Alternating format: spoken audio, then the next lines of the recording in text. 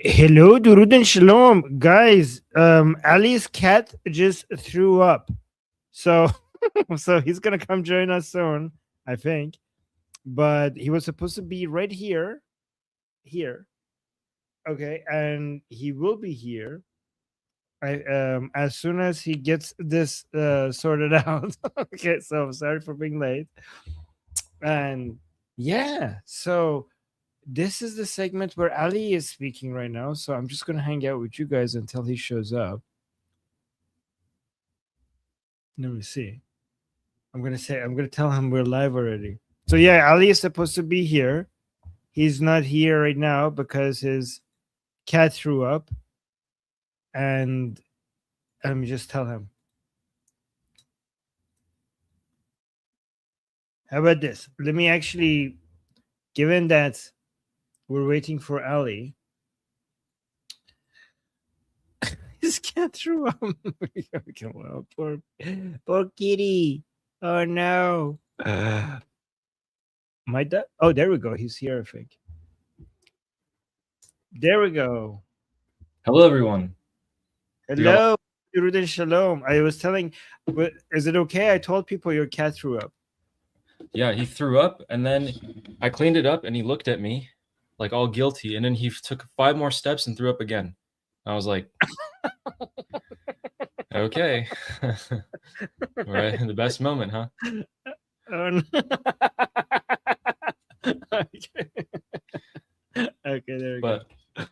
But we have we have 3 really important things today. One, turns out that Shin did a little bit of digging and found out that Ghalibaf has pretty much officially taken over, and he'll show some proof. Then we have, of course, more alligrams. Then we have a Truth Social post by President Trump that just came out about an hour ago. And other than that, yeah, let's get started. So, Okay. Armin, did you see Shin's post? No, I'm complete. I've been doing stream after stream after stream, and now yeah, I have not heard Okay, that, so I've seen that. So we'll go through Shin's post first, and then we're going to go through the realities of the regime being able to sell oil and get its money. So first, let me pull up this post by Shin. But otherwise, how's your streams been going today? Anything interesting? Good. And the Persian channel, I had Nijat Bahrami, which is from Prince Reza Pahlavi's team.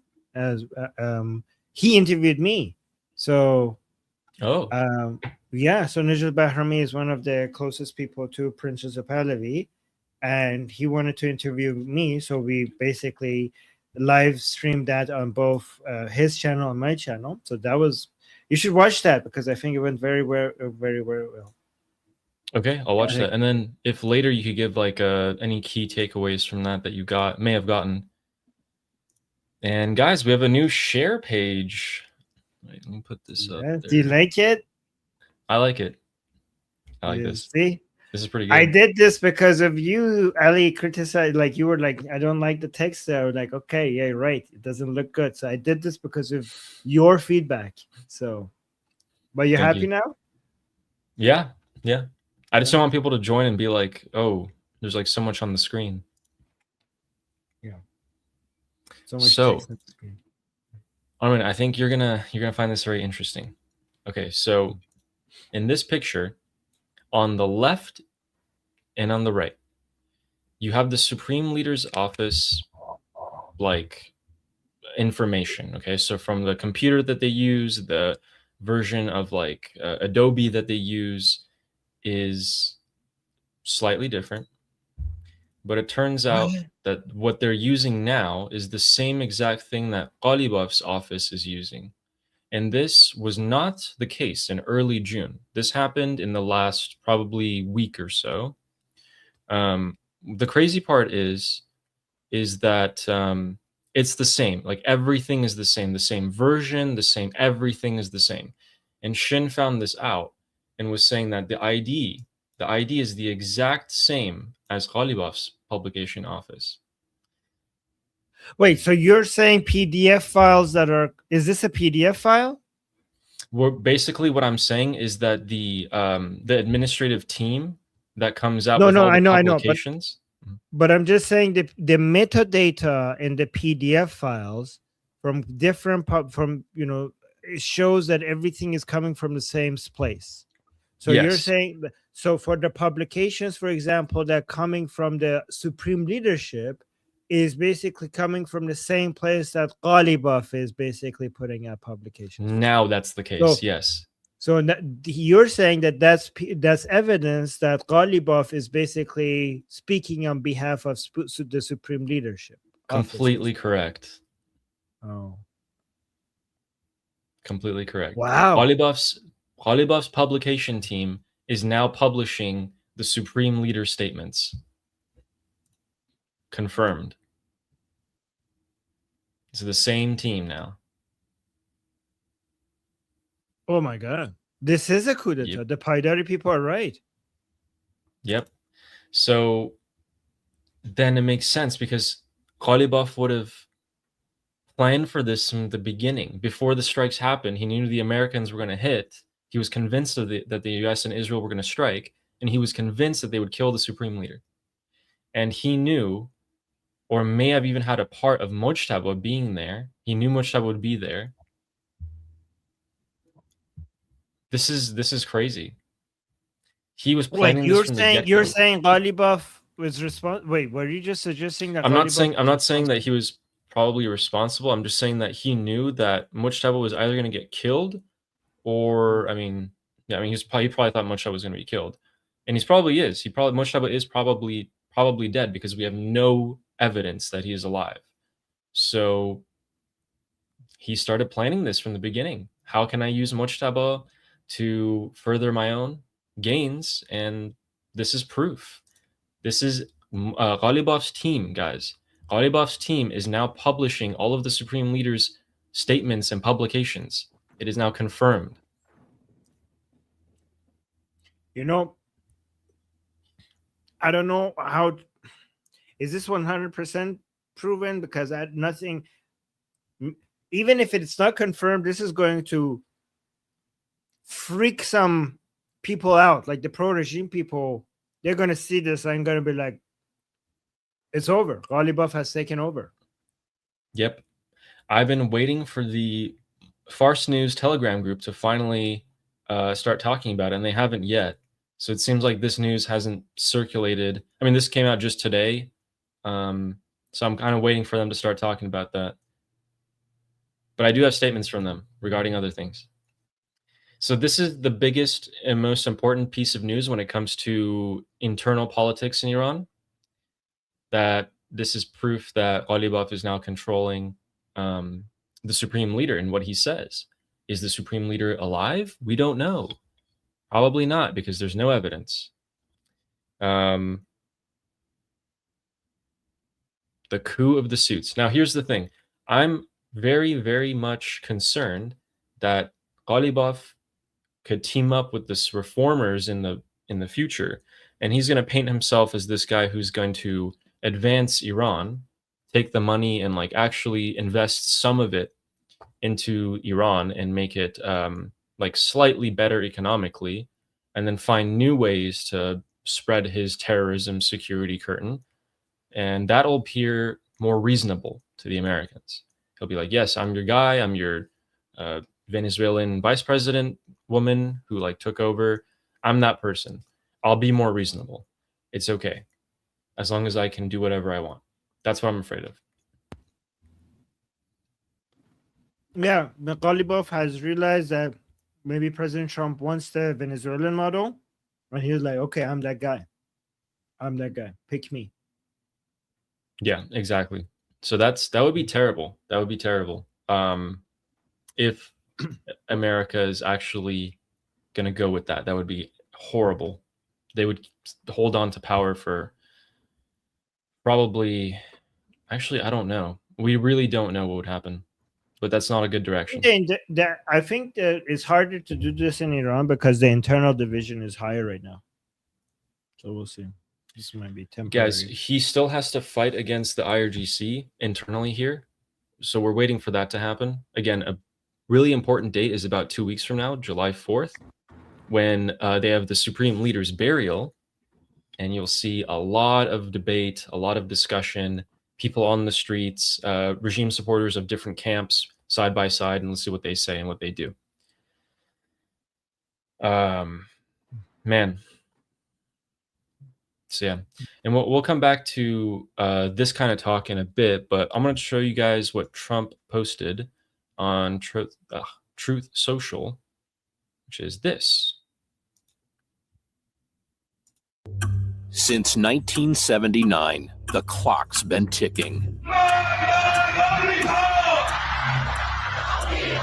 Iran has killed Americans every year for 47 years. 160 dead. Hostage has been killed. 180 attacks from Iran on Americans. Past presidents appeased Iran. $1.7 billion in cash to Iran. Refused to enforce sanctions. While Iran pursued nuclear weapons. Could make 11 nuclear bombs. Missiles that could soon reach the American homeland. Imminent production of a nuclear weapon. Too close for comfort. When will Iran have a nuclear weapon? Never. Thank you, President Trump. So it seems like we could be heading down a direction where President Trump is, and we'll talk about the oil waivers in a second here, could be heading towards a direction, this is just a theory, where he accepts someone like Ghalibaf with the Venezuelan model, and his justification is that there was regime change and Iran will never have a nuclear weapon. And that's that. That is one path. No escalation after the midterms? No, we still have that theory as well. This is just one way that, because President Trump likes to keep his options open, this could be one way that he's heading. So again, just because this is a theory doesn't mean that this is going to happen. We have to see more indicators and signals to see if we're going that way.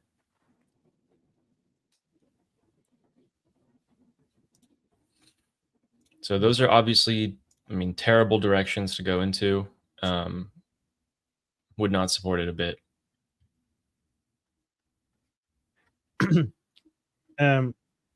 Wait, Shadi. Oh, no, Shadi. Who is this? Shrine. No, Fine Stars. Fine Stars thing. Well, can we say fuck Trump then? I mean, you can say whatever you want. It's not like we're holding you back. You have been saying that forever. I won't say it because it is, after all of this, this is still true. These statements that are coming out of my mouth is still true. No president in the U.S. history has caused more damage to the Islamic Republic more than Trump. Even if from here on out, things don't go the way that we want them, still, the Islamic Republic has received more damage from President Trump than any other president in U.S. history. That's true.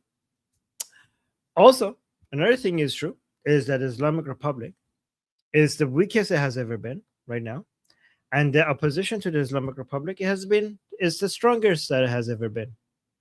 These are also true. So our criticism for maybe we'll see after the midterms for President Trump is, given that they're this weak, why not just push them over the edge and finish the job? That's the criticism. But it also comes with the recognition that they are this weak because of President Trump and Prime Minister Netanyahu. That recognition is there. So, these things don't negate each other.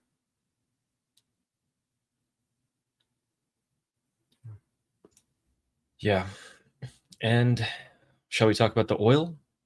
So you guys might be wondering, what is going to happen to oil if things continue on going like this? And we will also talk about that. So let's take a look.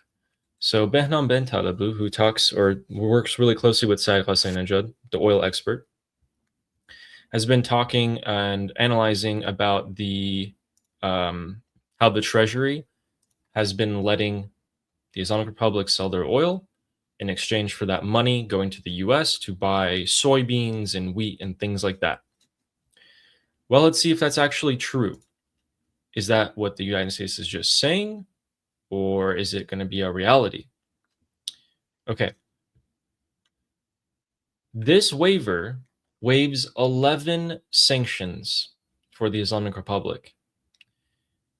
The sanctions and penalties, sanction programs that are about countering terrorism, countering weapons of mass destruction, countering selling conventional arms to Russia and Ukraine, to Russia in the Russia-Ukraine war.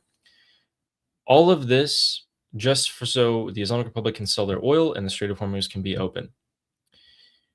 We have seen that this oil money funds terrorism in the Middle East and around the world. It funds Russia and their war against Ukraine, and the oil helps China. So all of these things help the enemies of the United States and the free world.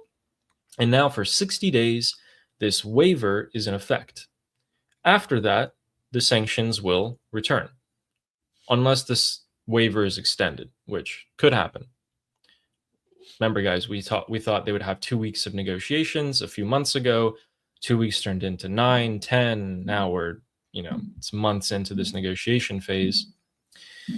Now, the waiver permits payment to the Islamic Republic in US dollars. One, this is traceable, but also this is a very good way for the Islamic Republic to just get the one currency. It is the most valuable in the world, and you can use it for anything. They can also sell their oil for the wheat, barley, beans, whatever they want from American farmers, bring it back, sell it for high prices to the Iranian people, then take that money and fund terrorism, which is what Hamas did in Gaza. None of these things are good. The most important thing is that the Islamic Republic, the previous US sanction laws passed by Congress, contain these important carve-outs to trap oil funds for states making reductions in Iranian oil purchases. This waiver does not do that, which means that now the Islamic Republic doesn't need to launder money. It doesn't need to use complex and illegal networks and shadow banking and all of that. It can literally just go to a legitimate foreign bank, a lot less, there's no under the table deals, there's no skimming off the top. They just get all the money, no pressure. Now, these banks need to keep in mind that, of course, after the 60-day waivers expired, there are a lot of secondary sanctions that these banks might face from the United States Treasury, which are not part of this deal, because at the end of the day, the IRGC is labeled as a foreign terrorist organization, and this waiver doesn't affect that. So at the end of the day, after the waiver is gone, you're still having done business with a foreign terrorist organization. You'll get secondary sanctions slapped on top of you. A lot of banks will still do it. They don't really care. Some won't. This oil situation where the Islamic Republic can sell their oil and invoice the Americans for wheat and barley is an absolute loss for the United States and an absolute win for the Islamic Republic. My fear here is that in this phase, before we get to the nuclear, the Islamic Republic is increasing its leverage on the economic front. They are getting more and more and more concessions, and they're maximizing everything. So what in the world is going to happen when we reach the nuclear negotiations with the Islamic Republic getting all of this leverage? Are they not going to be in a better position? I think so. So these are all the wrong steps to take when you want to deal with the Islamic Republic. This is not maximum pressure at all. In fact, it is directly giving them a lifeline for 60 days or more if they extend it. That is what I'm concerned about. What Trump said, though, is completely different. He's come out in interviews and said the opposite, that this money shouldn't be going to terrorism, to this and that, et cetera, right? But then the reality, the documents itself, when experts have analyzed them, are seeing that that's not the case. That's not the case at all. The Islamic Republic can do whatever they want. They don't have to buy wheat and barley. They can just work with a foreign bank. What's to stop them? And the foreign banks are now incentivized to work with them because they won't even have sanctions on them for the 60-day period or 90-day period or whatever. So wait. So if you want to make it easy to understand, how would you respond to this question? What concessions? They must fund American farmers. Okay, so basically, they don't have to do that. There's nothing in the Treasury's waiver that forces the Islamic Republic to do it. Simply put, if they want to, they will, and if they don't want to, they won't. But the White House says that that's the only thing they could do. So why is the White House saying that then? That's what I'm saying. What Trump is saying is completely different than the reality in the actual waiver. Are you sure? Because would the White House just come out and say like they could only buy food from, like they can't do anything with this other than buying food from the U.S.? Would they just come out and say that? And that would be and yeah. So this waiver, it lets payment go to Iran, Islamic Republic, in form of US dollars. It also fails to capture this money in escrow accounts, where Iran's access can be monitored and restricted. If it can't be monitored and restricted, the United States has no control over where this money how is would spent you on. like that? Doesn't make sense. Like, wouldn't like somebody like Scott Bessent know that and not let that happen? I have trust in Scott Bessent. I'm not sure why Trump is saying something else and the waiver says something else. Maybe there's a loophole behind the scenes or something like that. But Steve is asking my questions for me. Answer this one. why would they lie about that? What's the point? Why would they lie about that? I don't know. Maybe they want the straits open. I'm not really sure. This is not really making sense to me, to be honest. So Texas is being always clarifying things for us. This is the statement. This was the statement. Yeah, exactly. So what that means, guys, holding the funds in escrow, what that just means is that we can see how much money the Islamic Republic got for selling their oil, and we, the United States, are holding it in an account, a middleman account, where we can see how much money is in it and what it's used for. But the waiver says nothing about that. There's no need to hold money in escrow. But if they could see it, wouldn't that mean that they can't go spend it on anything else, anything other than what the US wants them to? Maybe like the US is like telling them, like, okay, we can see what you're doing. You could only buy US food, or else we'll fuck you up. Isn't that good enough? Well, that's what it's supposed to be, but it's not the case. Yeah, but it's not the document that is limiting the Islamic Republic on what they could do. It's the US. The escrow account just means that they can see where the money is going, right? Yeah. So as long as they can see it, aren't we good? The United States is like, we're watching you. Don't you misbehave? Yeah, which is why I'm hoping that Scott Bessent is closely watching through a ton of different Of course they're watching. ways. I think they're watching. I think that it's not the document that is supposed to force the Islamic Republic. It's the US's military thing. Yeah, that would be what, if that's the case, it's okay. But in this General License X, which is the waiver, it does not mention that. So if people wanted to see it, this is what it is. It's 2 pages. I mean, does it need to mention it? It doesn't need to mention it. I mean, it doesn't need to mention that for the United States to punish the Islamic Republic if they misbehave, no? I completely hope you're right. I just would have felt more reassured if that if that was explicitly stated in the waiver. That's the waiver? Yeah, this is the 2-page waiver. So the waiver is license for them to supposed to remove this waiver is supposed to just remove the sanction, right? For temporary. Yes. The waiver means that temporarily there is no sanctions on the Islamic Republic selling its oil. That's what the waiver is. Yes. Yes, Okay, the major so point of this why is to would the waive the waiver 11 the sanctions. waiver? So why would the waiver like the waiver is just supposed to be a waiver? Like it's not supposed to put the military punishment mechanism included in there, right? Yeah. You know, the MOU, okay, this person, Steve, is actually making a great point. Have you seen the MOU? It's also vague and stupid. The MOU's first clause is a loop where you can't even get past the first clause. If I this mean, who cares waiver, what's in the MOU? Like, like what's happening and what's on these documents are two different things, aren't they?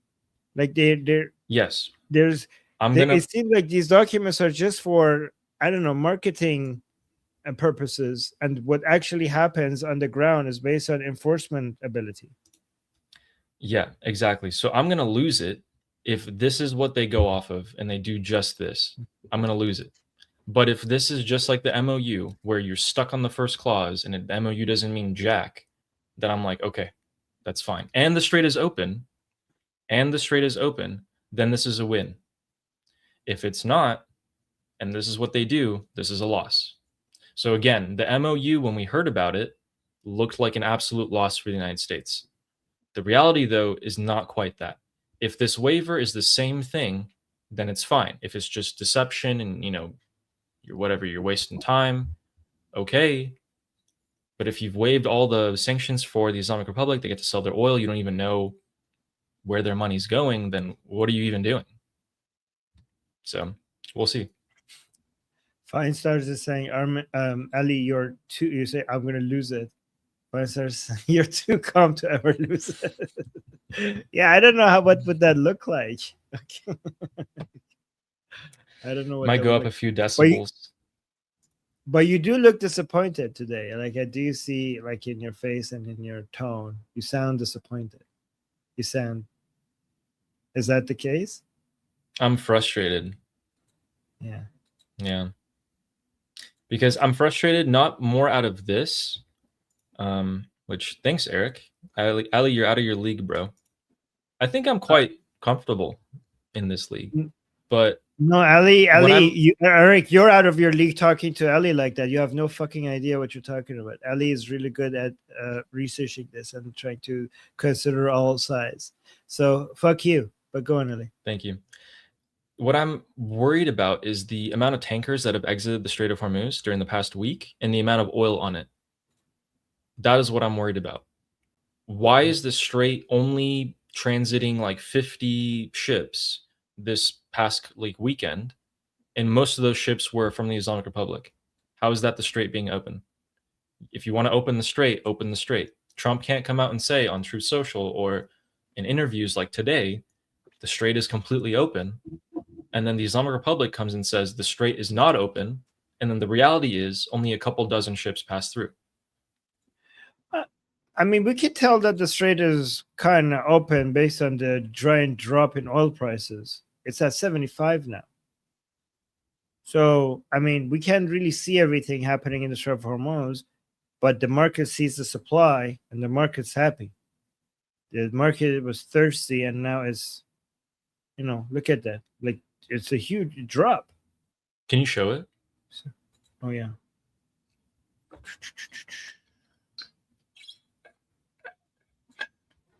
So if you remove this, it's like month over month.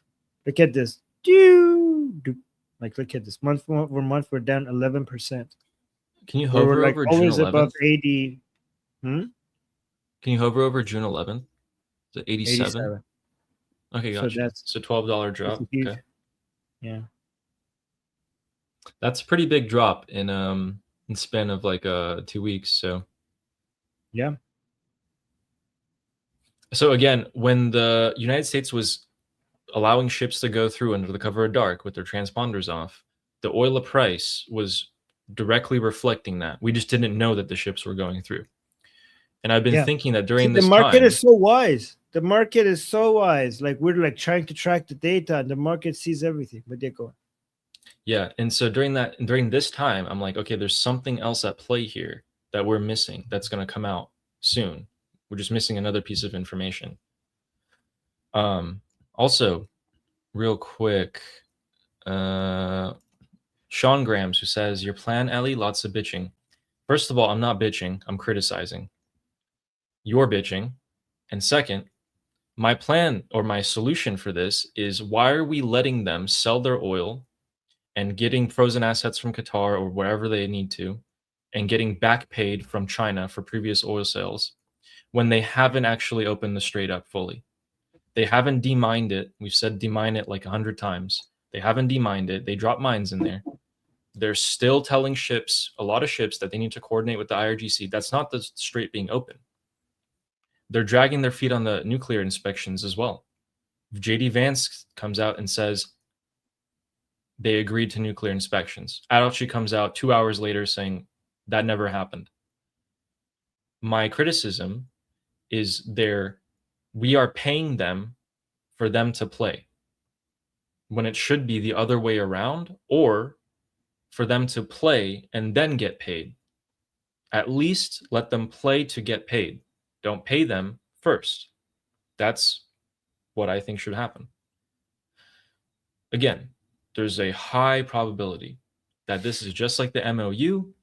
You get stuck in the clause, there's some loophole, some reality that doesn't make it actually happen, and boom, you're back to square one. The Islamic Republic is still bleeding.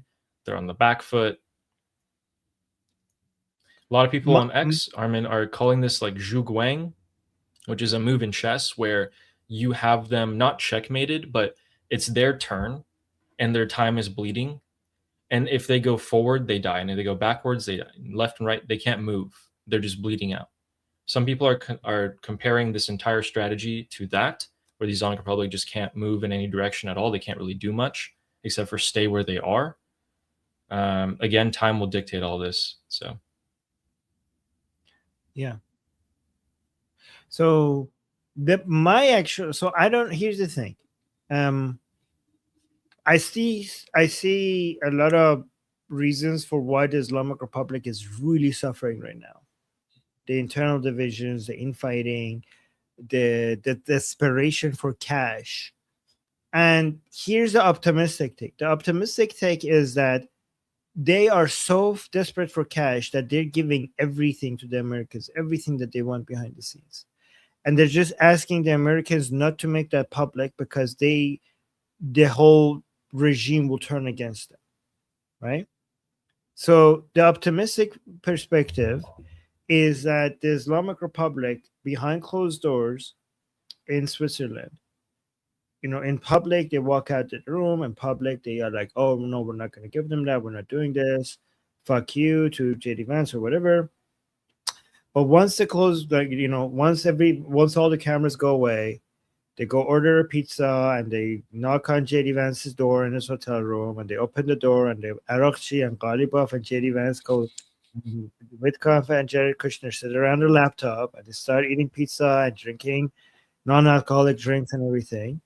And then the real negotiation starts over there, and the Islamic Republic has no cards to play. And in those private meetings, they're giving them everything they want, right? This is the most optimistic view. I'm not saying that that's what's happening, but I'm saying this is the most optimistic view. My main criticism is not this waiver. Okay, go on. You go ahead, and then I'll. No, sorry, I interrupted. You go on. I'm enjoying listening. Okay, my main criticism is like they're not getting money that they could spend. Like, if the White House is correct, and I can't see them lying. Like, if they're lying about this, because the Islamic Republic lies all the time. So if they're lying about this, we're like, yeah, of course they lie about it. What don't they lie about? But I can't imagine the White House. I can't imagine it, but it would be it would be really a big, huge blow to the White House's credibility if they're just coming out and saying, like, oh, yeah, they agreed, we're sending them inspectors, and they ended up being not happening. Oh, no, they have to buy American food with this. And they're like, no, it's not true. They're going to be able to buy whatever food they want with it.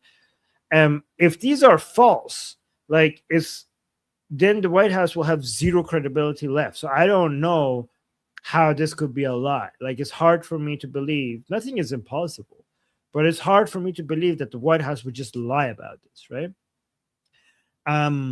Official White House position, Okay, so yeah, if Trump posts on Truth Social, that has already been considered the art of the deal, bluffing, stuff like that. Okay, so that is another its own category. I'm not talking President Trump. I'm talking about official White House positions, like the, like the spokesperson of the White House, official documents put out there by the White House. Like those are not the same as Trump Truth Social posts. But even if that's true, that the Islamic Republic is full of shit. Obviously, it's the White House got this right. They have to. There's no way they have to buy American food. And it's true that the Islamic Republic has submitted, and the IAEA inspectors, American, not just UN, American IAEA inspectors are going to step inside of Iran, which would be glorious if that happens. But my main criticism is that the food can be sold. I mean, this is my biggest issue, right? They're like, they're not getting any money. They get food. Food is a currency in the Middle East. I don't know if you guys know this. We already saw Hamas selling its food to be able to triple the price, food aid, to be able to become more powerful in Gaza. The Islamic Republic, we're not giving them any money, only food, American food. They can sell the food. And they could buy weapons, but they could buy missiles and drones with it. Not only that, they don't even have to sell the food. They could just give the food to Hezbollah, and Hezbollah could sell it in Lebanon to the Lebanese people, take the money, and then buy FPV drones and shoot them at Israel. So food can be sold. Like, people like, they're not going to get money, they're going to get food. Food can be exchanged for money. Like, I don't know if people know that. You can actually sell food in the market and get money for it. And then you could buy whatever you want with that money, like drones.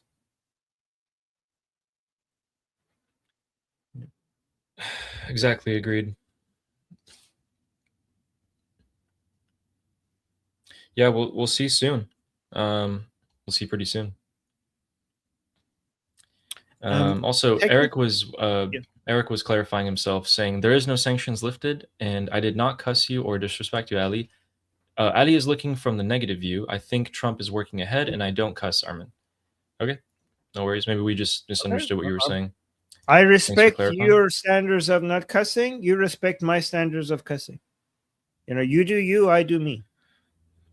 Yeah, and then Sarah, you was also asking, what's the status of the cyber attack on the bank? It's actually not just one bank. The Islamic Republic has come under a massive, probably one of the biggest, if not the biggest, cyber attack in its history today. All banks, pretty much all major banks in Iran, do not work. And I verified this with people in Iran. They went out, like, imagine if you went out to pay for a coffee and your card didn't work. That is the level at which we're talking about. No matter which credit card you're trying to use, no matter which debit card you're trying to use, it just doesn't work. That's what's happening in Iran today.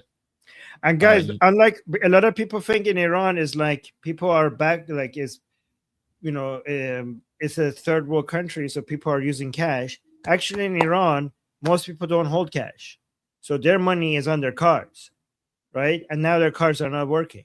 In Iran, and in fact, because it's a third world country, people can't carry, and because of the inflation, and because of the shitty situation of the economy, people don't carry cash around, because then they have to carry like a whole bunch of like bricks of cash with them to be able to just go buy, like, I don't know, 4 eggs, right? So that's why everybody buys. Most people buy stuff with card. In fact, in Iran, many stores don't accept cash. You go want to buy some groceries, you give cash, and like, we accept cards there only. So most people are used to just carrying cards around and using their banks, and now all the banks are not working. And Ali, the theory, I'm not saying this is true, but it could be true. Many people are saying they haven't been hacked. The regime doesn't have money to give to the people, so they're like, oh no, we're hacked. We have your money, but you can't get it. because we've been hacked. Oh no, so sad.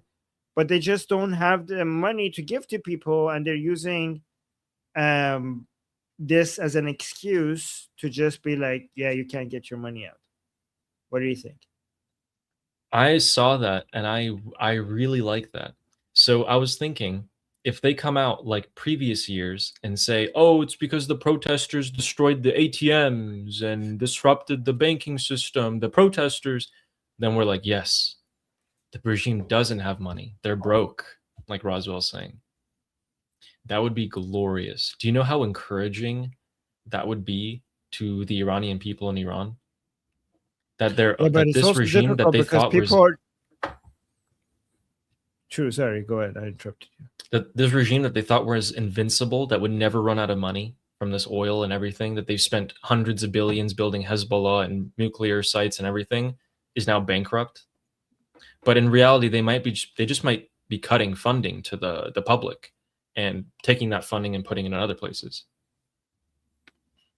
Yeah. Also, I mean, I have friends in Iran who have all their money in the banks, and now they can't buy anything. So that's horrible.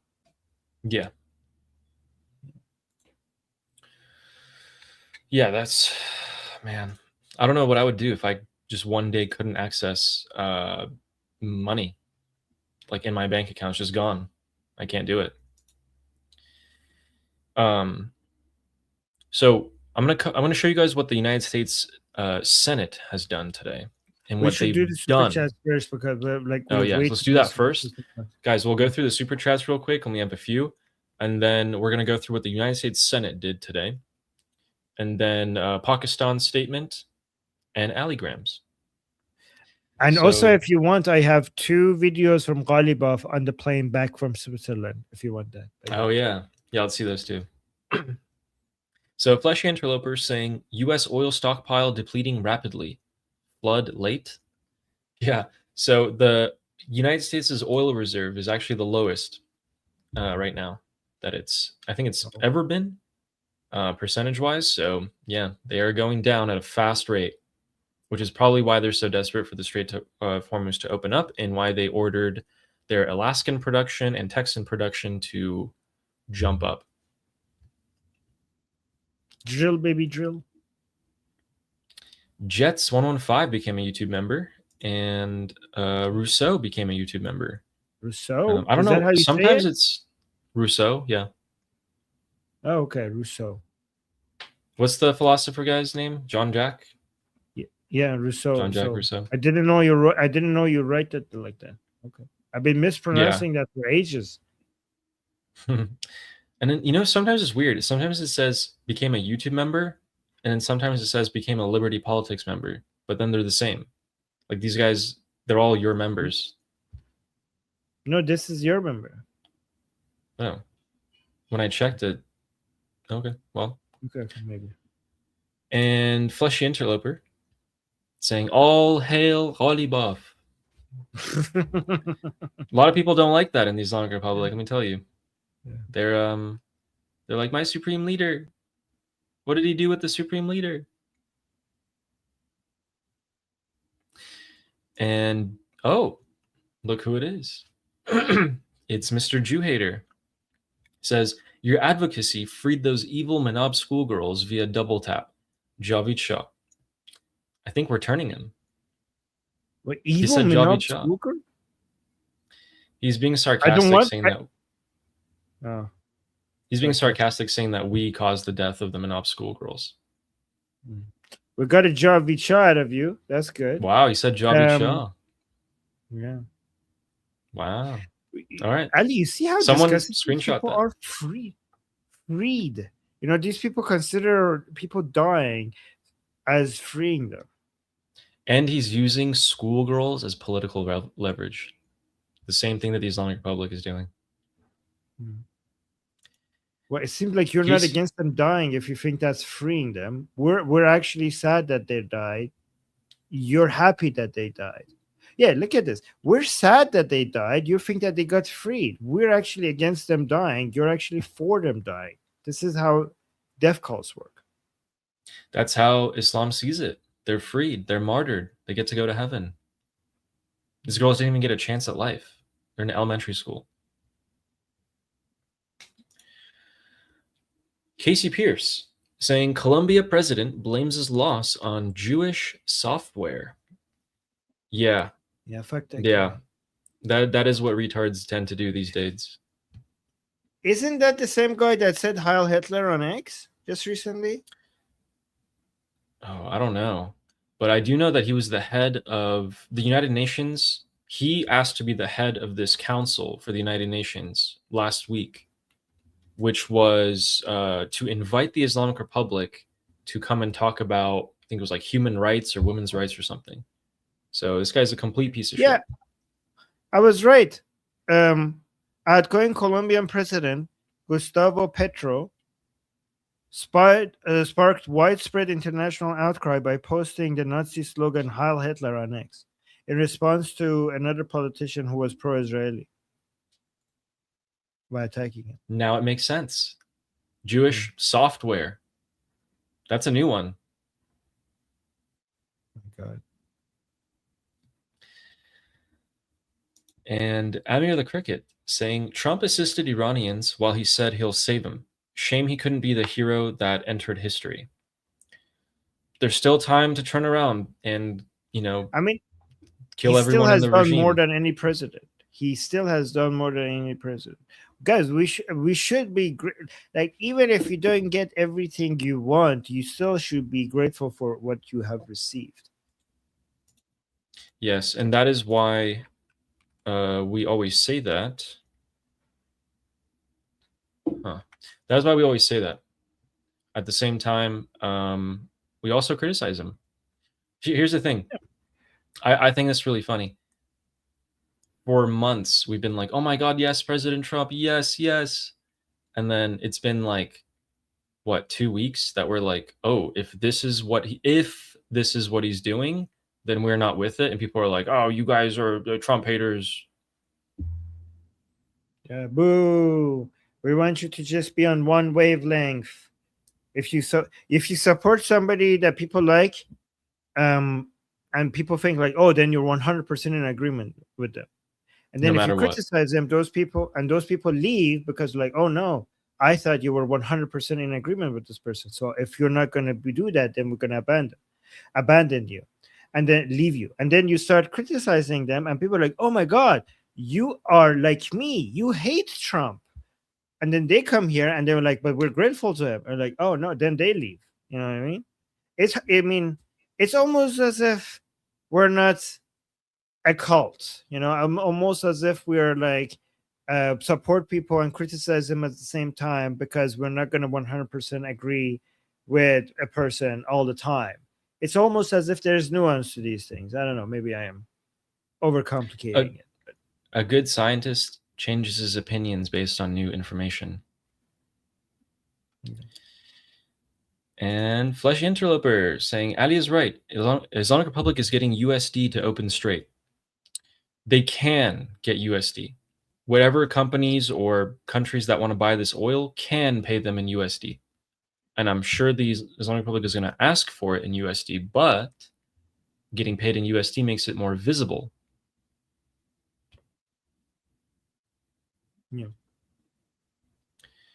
Yeah, Thanks, and they're Fleshy. getting USD, but the Americans are watching it like a hawk, and they're like, yeah, you don't like, if the Islamic Republic wants to touch it for other things, like, don't you do it, don't you fucking do it. Like, that's the optimistic view of what's happening. We're seeing you when you see what you're doing with it, so that's what's happening. It seems like it. Yeah. By the way, guys, I want to remind everybody, in case you have forgotten, that Khamenei is fucking dead. Okay, I know we're all used to it now, but this is fucking unbelievable. Like, it's still it's been only a few months, and we're acting like this is the norm. Khamenei is dead, and that's thanks to President Trump and Prime Minister Netanyahu and the IDF and the U.S. military. I think we get you. We are. In my opinion, if you zoom out, we're still on high, and it's just like we just get so used to being at the high that now everything relative to that just looks like, lower than that. I'm still, I know many people have stopped enjoying the fact that the Ali Khamenei is dead. I'm still riding that high. I'm still there. Okay. Very And true. that's why every time I criticize President Trump, I have to remind myself that we're grateful because Ali Khamenei is fucking dead. And this is more than anything we ever expected. But now our expectations have increased because Ali Khamenei is dead. Yeah, I think we're still trying to ride that momentum at the rate that we were going at that time. Yeah, but we can't. Like, the momentum cannot just always just stay high like this, Yeah. And another super chat from Flesh Interloper saying, oil is from stockpile. I posted in school. Oh, school. School, you say? Shall we tell them about the school? Oh, okay. Guys, we have a group discussion, which is this QR code. If you scan that QR code, or if you click on the link in the description, you get to talk to us every single day.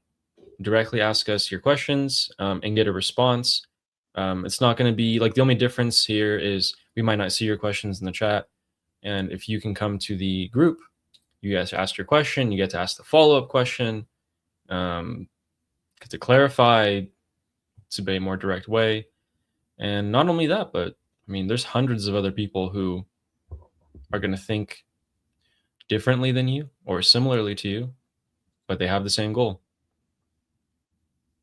Yeah, I could post a link to it in the chat. We have daily calls there, guys. We have daily calls, so participate in that. And Flesh Interloper, when he says that I posted in school, he posted it here. Say this is why only opening the straight matters. And then he has his graphs. So if you guys want to see reports from Fleshy Interloper, you could just go inside and check his data. He makes these himself with sources, with available open sources. Okay. Thank you, Fleshy. Thank you. And EHF saying perestroika.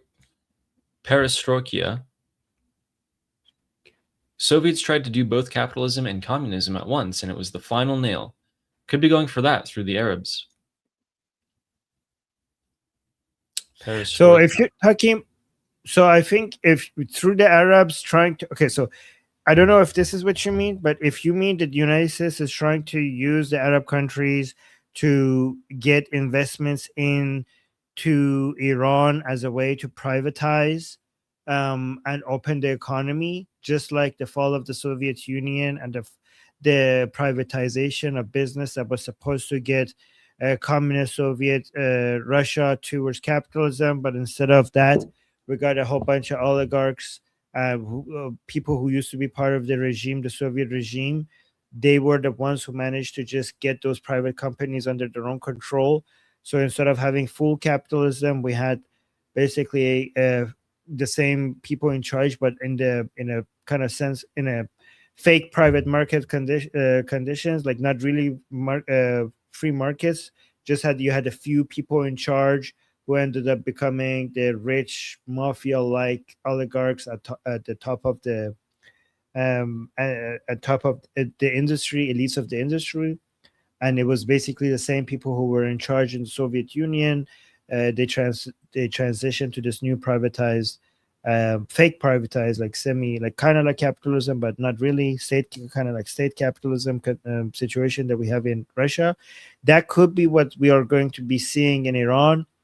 And this is why we're saying, is Ghalibaf going to be the Gorbachev of Iran, or is it going to be the Putin of Iran? If he's going to be the Gorbachev of Iran, that means that we're going through a surrender period. If he's going to be the Putin of Iran, it means that he's going to be able to get all of his buddies within the IRGC to get the economy out of IRGC's hands, but back to the people who used to be IRGC's hands, exactly like we saw with the fall of the Soviet Union, right? And so basically, I think what he's saying is that the United States is trying to use the capital investments by private Arab companies around the Persian Gulf into Iran as a way to create the private market that challenges the grip of the IRGC on Iran's economy, as a way to basically free Iran's economy and bring down the IRGC. But if Ghalibaf is successful in making the same people who used to be powerful within the IRGC to be the heads of the industry and maintain control, somewhat of a control over Iran's economy, then we might be seeing a repeat of the privatization that we saw after the fall of the Soviet Union, which wasn't done in the most effective way possible. And it became a corrupt mafia-like situation after. Does that make sense? Or did I make that needlessly complicated, or did you guys follow? I don't know. I think I should have made it more simple. Did anybody follow what I said? Ali, did that make sense at all? It made sense to me in the fact that the Arab countries are going to be investing in the economy of Iran, opening it up. They have skin in the game now, but kind of forcing themselves to fund their doom. Got that part. Okay, good. So let me give you a 5-year-old version of it. Okay, bad people in charge in government, bad people in charge of companies by being in government. Companies go free. Company goes free from government. Bad people leave government. Bad people still in charge of companies outside of government. Okay, did I do the caveman thing right? Yeah.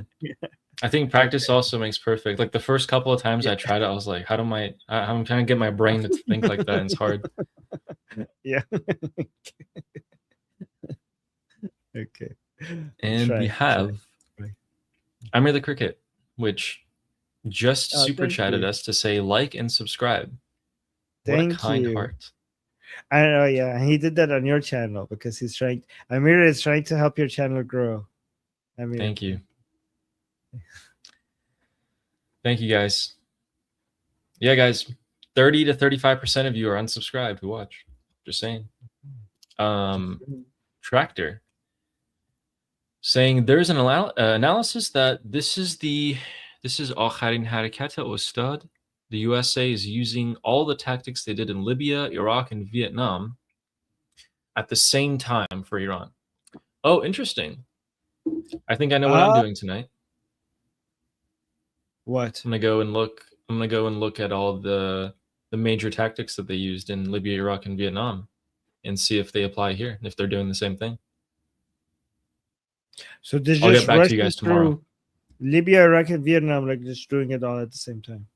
Yeah, it was all just XP to get to the final boss. All right, Tractor. Can you let me know if did someone already make that analysis? Like, could you link that to me? I can go check it out. And I'll look for it. If you like put a name in the chat, I'll go search it up. Who Dat Nation gal saying, Armin, check your email. Durka Pokemon cards. Oh. Oh, okay. I'll bring that up. I don't like my when I open my Gmail because I have my Gmail on dark mode, but when it's loading, it's like this white bright screen. I'm like, whoa. Yeah, I see that sometimes. I'm like, oh my god. Yeah. Okay. And Stuart Harrington I'll find that well. saying if Trump has to wait till after midterms to finish the job, it's 5 months from now. The MOU started to crack after 3 days. Is it going to last that long? Koitlet soon? Oh, Stuart, that question is a brilliant question. Koitlet soon? In my opinion, yes. In my opinion, we should be having feasts of Koitlet for a long time. If he has to wait until after midterms to finish the job, it's 5 months. It could be a ploy. The Islamic Republic goal is to have this drag out to the midterms. During the midterms, they close the strait. Oil prices jump up, and Americans don't vote for Trump or the Republicans. Trump loses, and that's game over. or they do something right before the midterms or during the midterms that essentially is really bad for Trump. Now, Trump obviously knows that that could happen, might not wait for it to last until the midterms, but our initial prediction, or at least mine, was that you'll see this continuation of the MOU and continuation of this 60-day negotiations for a while. During this time, there might be limited strikes by the US or Israel, and there might be more posturing by both sides. But other than that, it's hard to say what's going to happen. I really wish I was in Trump's head. I would feel less anxiety every morning. And Joanne, have you both seen the latest interview with Mossad Hossein Youssef? It's on JNS YouTube channel. I have not. Fuck that. But Like, I don't care about him. Like, he's an anti-Iranian, MEK loving. Wait, is that who I think it is? Let me actually make sure. Am I name? thinking of the? Is Mossad his first name? Musab. It's no Musab. It's Musab. Oh, Mossad. Oh, isn't that? Yeah. That's the guy who's against the Iranian. I'm not people. gonna watch that. I'm not interested in that. I'm not interested in what that fucker has to say. He's anti-Iranian people. He supports the separatists and he supports the terrorists. It's interesting that he's supposed to be anti-terrorist groups and he supports the MEK, which is a Marxist Islamic terrorist group. And he was basically reposting and sharing their views against Pahlavi. He's anti-Pahlavi, he's anti-Iranian people, he's pro-separatist groups, and he's pro-MEK, so fuck him. Yeah, that guy blows a lot of people, probably. And Nail Bunny with 5 Liberty Politics memberships. Thank you, Nail Bunny. That's thank you. Oh, thank you. Yeah, so kind. Also, Nail Bunny was backing me up on X, like telling people to shut up. Wow, really? I know. Yeah. Very good. And Sarah saying Mrs. Claus, I'm sorry. Yeah. Mrs. Claus, yes. Yes. And Amir's Mr. Claus. Sarah Ocean saying, even if the regime gets its way, Iranians will rise and topple it in spite of all the concessions. Don't know what Trump is doing, but I do know the Iranian people, and I have 100% faith in them. Javid Shah. Javid Shah. Yeah, like we got help along the way. We are grateful for the help. And at the end of the day, no matter what was going to happen, the Iranian people themselves were going to take over and establish a new government. So yes, it's only a matter of time. It's not if it'll happen, it's when it'll happen.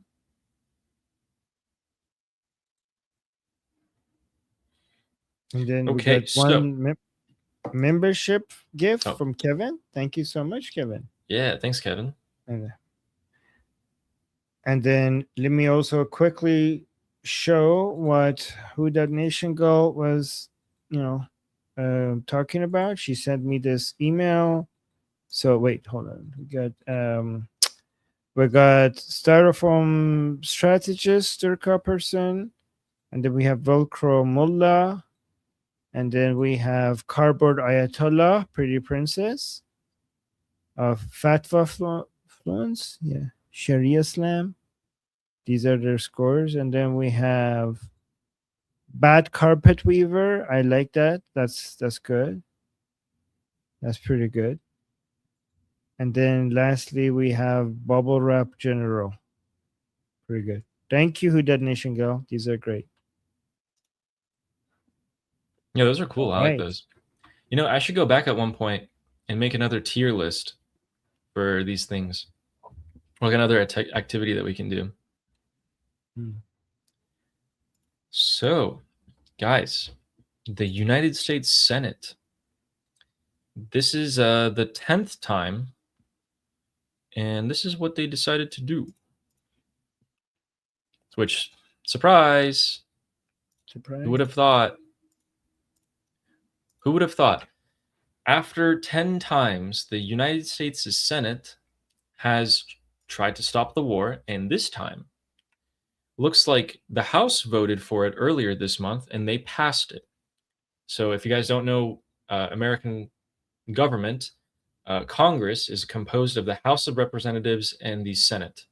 If the House passes something, the Senate must also pass it so that it goes through to the president. The Senate voted yes. The House passed it. The Senate also voted for it and passed it today, about 2 hours ago. A lot of Republicans voted for this. And what did they vote for?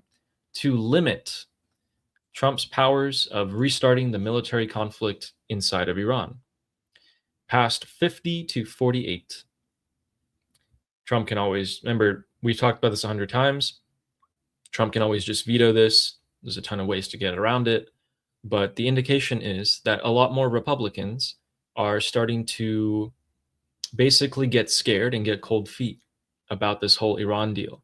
Remember, a lot of representatives of the Congress and senators are retarded, flat out. They're really old, and they have absolutely, they're so out of touch with everything that's going on. They are actually decomposing in their seats. A lot of them are just straight up stupid. They get elected based on, what they voted for. So like they'll be like, oh yes, people of color should have more privilege than people of not color. And people are like, yeah, let's vote him in. That literally happened for some Democratic parties. Some of these Democratic senators are literally, that's what they got in. So that's the state of the Congress of the United States of America. Anyway, as a result of this, Trump is meeting with GOP Republicans this week to probably explain more to them about what's going on so that he gets the Republicans back on his side in terms of voting. I don't think he wants to actually go ahead with a veto. He's probably just going to try an easier option, which is just have the Republicans be convinced again. Some of them have backed off. But that's the state of Americans' internal politics that we can see. Yeah, and as an American, I have suffered under the hands of our old congressmen and senators for too long. I have nothing nice to say about them.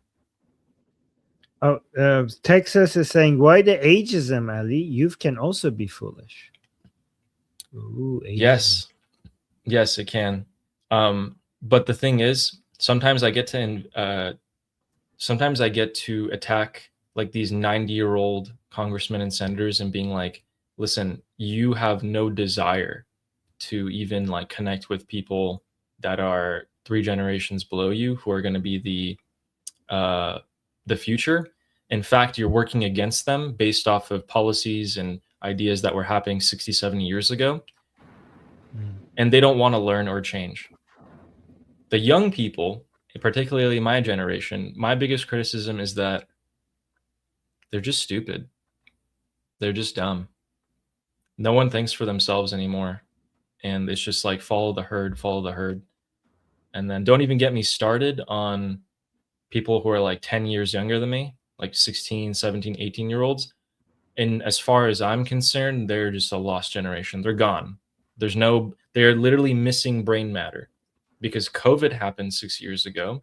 And then since then, they've been relying on AI for all of their schooling.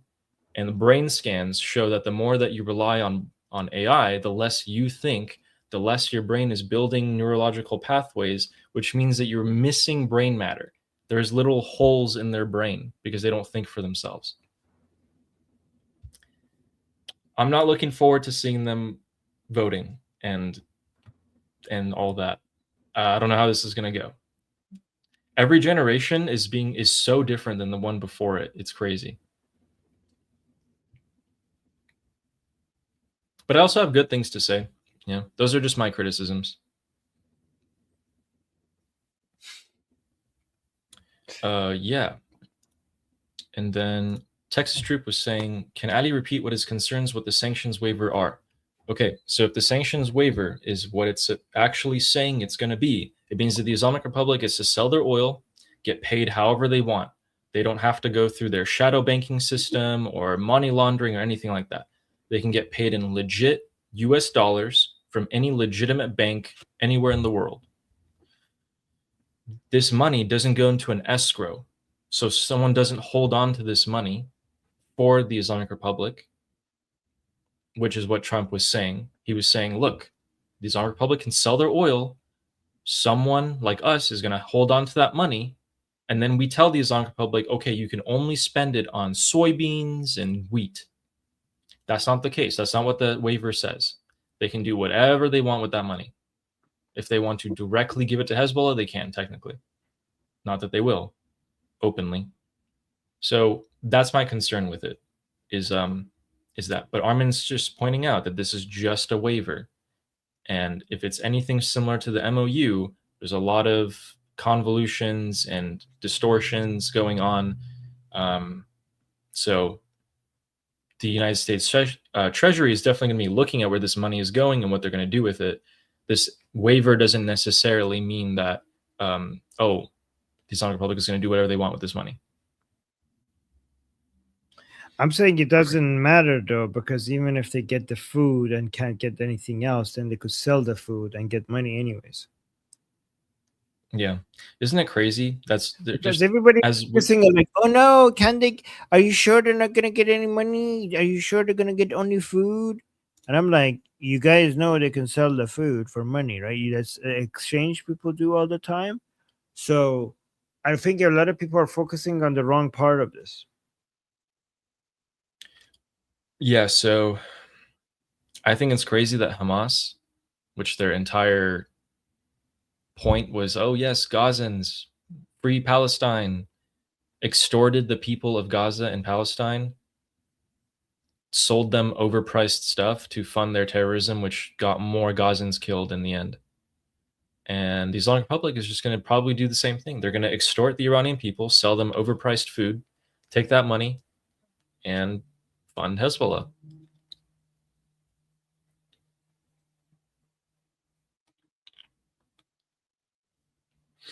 And then I also wanted to quickly say, someone was asking, is there a link to Ali's channel so we can subscribe? Yeah.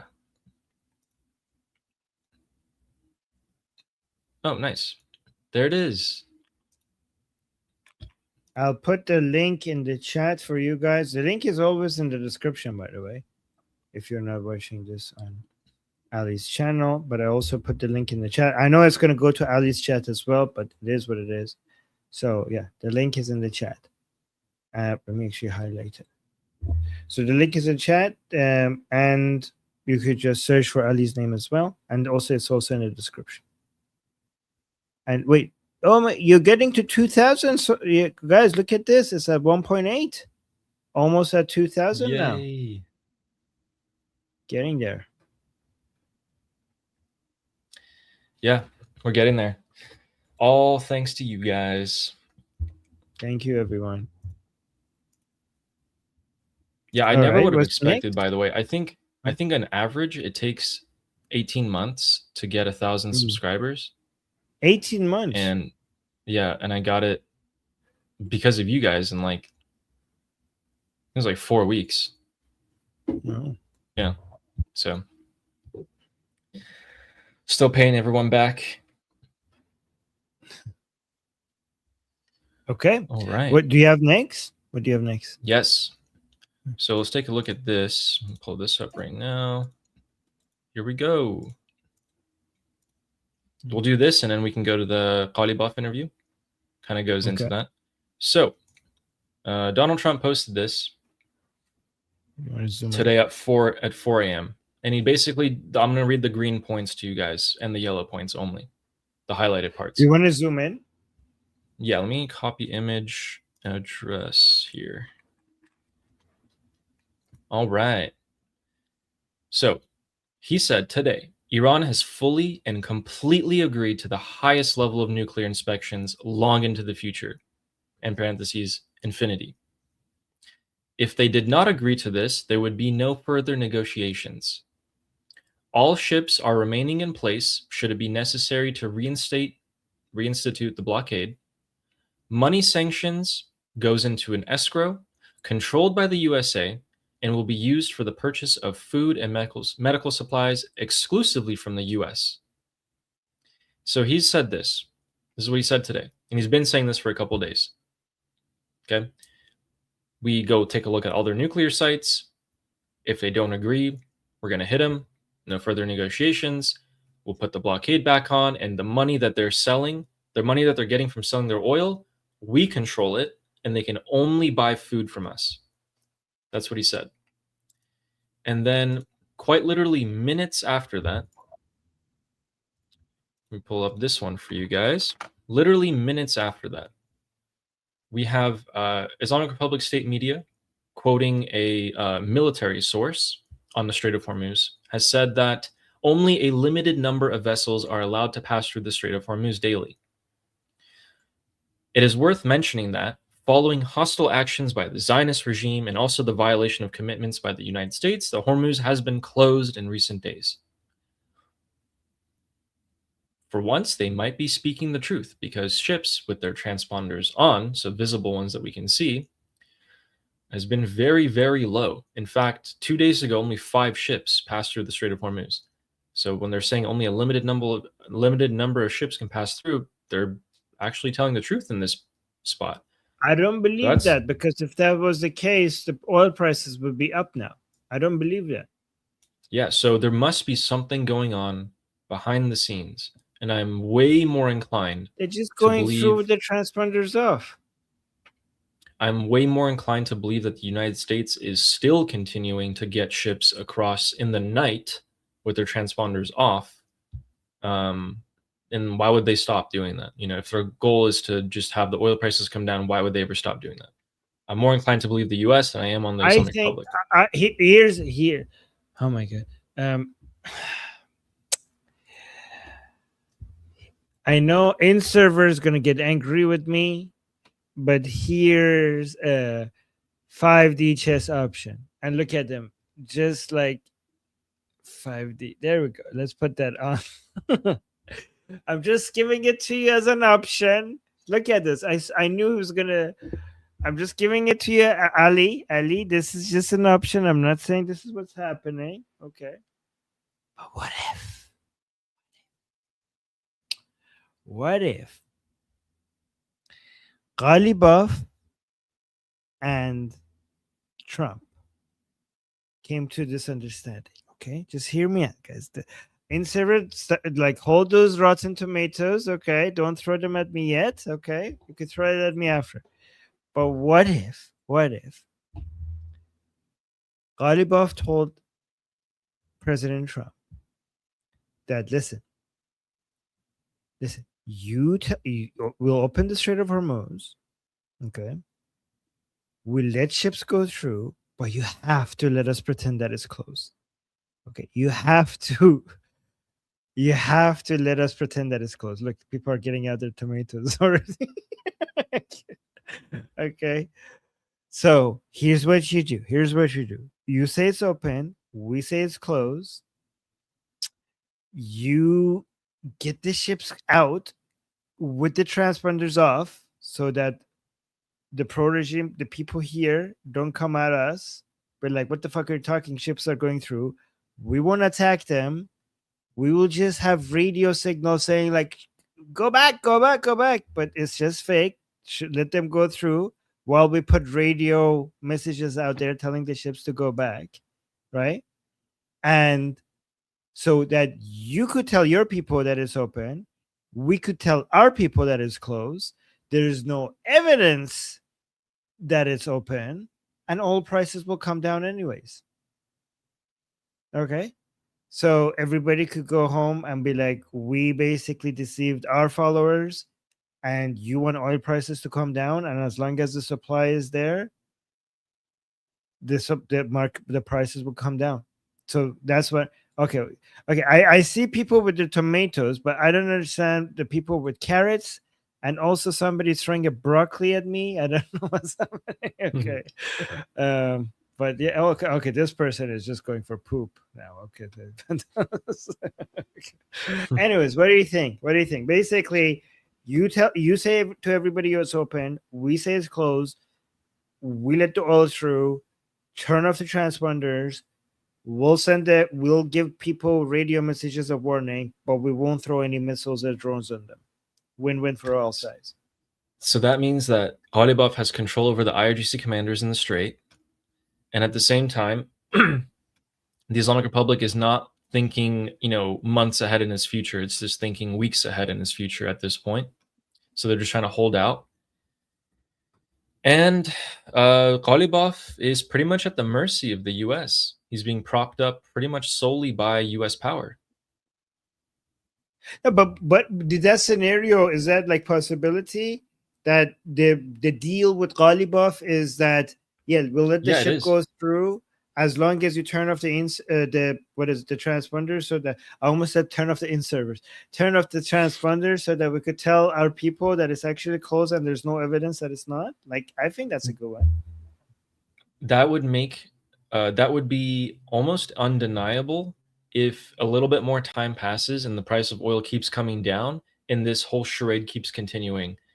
The regime says that the strait is closed, Trump keeps saying it's open, but the price of oil keeps coming down. Which is why, like 30 minutes, an hour ago, we were like, hey, there's something going on here that we don't know, and it's going to come out soon. Remember? Yeah. That would make what you just said is going to make perfect sense. It's, yep. Yeah. I mean, at the end of the day, the oil prices are down. Yeah. So Fine Stars is saying instead of living in Armin's mind rent free. Yeah. Iranian people who are frustrated and want Iran to be free, they are always on my mind. Okay, for sure. I'm proud of that. InServer, to me, I love InServer because to me, even though he is doesn't like me sometimes, to me he represents all the Iranians who really want Iran to be free as soon as possible, and they're frustrated. And I want to speak. I want to make sure InServer is, to me talking to InServer is talking to all of those people, and to you too as well, Fine Stars. So I do love InServer, and he is in my mind all the time, and I'm proud of that for sure. The reason Even why though- we say in server all the time is because of what he represents. Yes, he does represent a huge, frustrated segment of the Iranian people. So I like him to be here so that we could hear him out and also respond to him, even though he doesn't like most of our responses. Yes. So that could be the way. What you just said could be the way.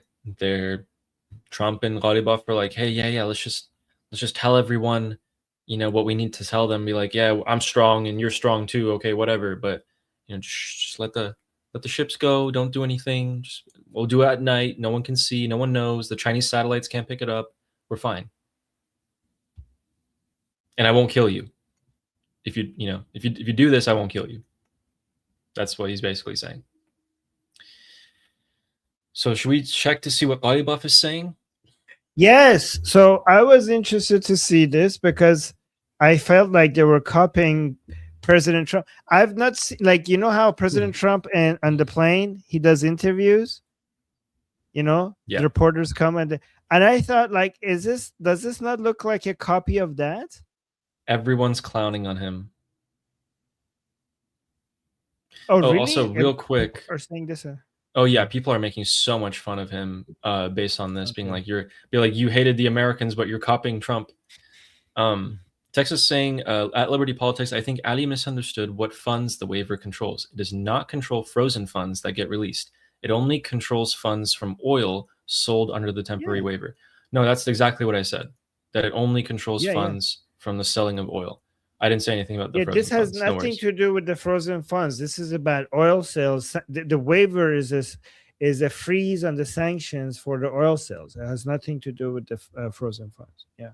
Yeah, for 60 days or however long they extend it. So yeah, but thank you for checking. Thank you. Yeah. Okay, so I'm actually haven't watched this yet, so I'm gonna watch it first. Have you seen it already? Yeah, I saw it. Oh, okay. Well, I was waiting to watch it with you. Just kidding. Amazing. Let me play this very quickly. اینم بگم من وقتی رفتم بعد متوجه شدم این دوستانمون تو برنامه وقت ایران که انصافا یکی از برنامه‌های خوبه من فرصت کم. Oh my God. Okay, so this is him coming back from Sweden to Iran, right? So Switzerland. guys, remember, yeah, so remember I showed you, okay, let me actually play it all the way through to make sure I get the context right. من یکی از برنامه‌های خوبه. من فرصت کم میکنم ولی هر لحظاتی یا بعضا دقایقی فرصت میشه میبینم، مخصوصا بحثایی که هست انصافا این سه جوان عزیزمون در بحث‌های کارشناسی در موضوعات من فکر میکنم که از برنامه‌های خوب است. البته یه جایش هم نقد دارم ولی انصافا با دادایی که دارم، با اطلاعاتی دارم، دیدم اونجا میگفتن که کاش که اینطوری میشد که فرودگاه مهرآباد رو میبستند که اینا به سوئیس نمیرفتن. من میخوام به عزیزان بگم که ما اگر به سوئیس نمیرفتیم در هر لحظه خون بیشتری میریخت از مسلمان‌ها، از انسان‌ها، از شیعیان.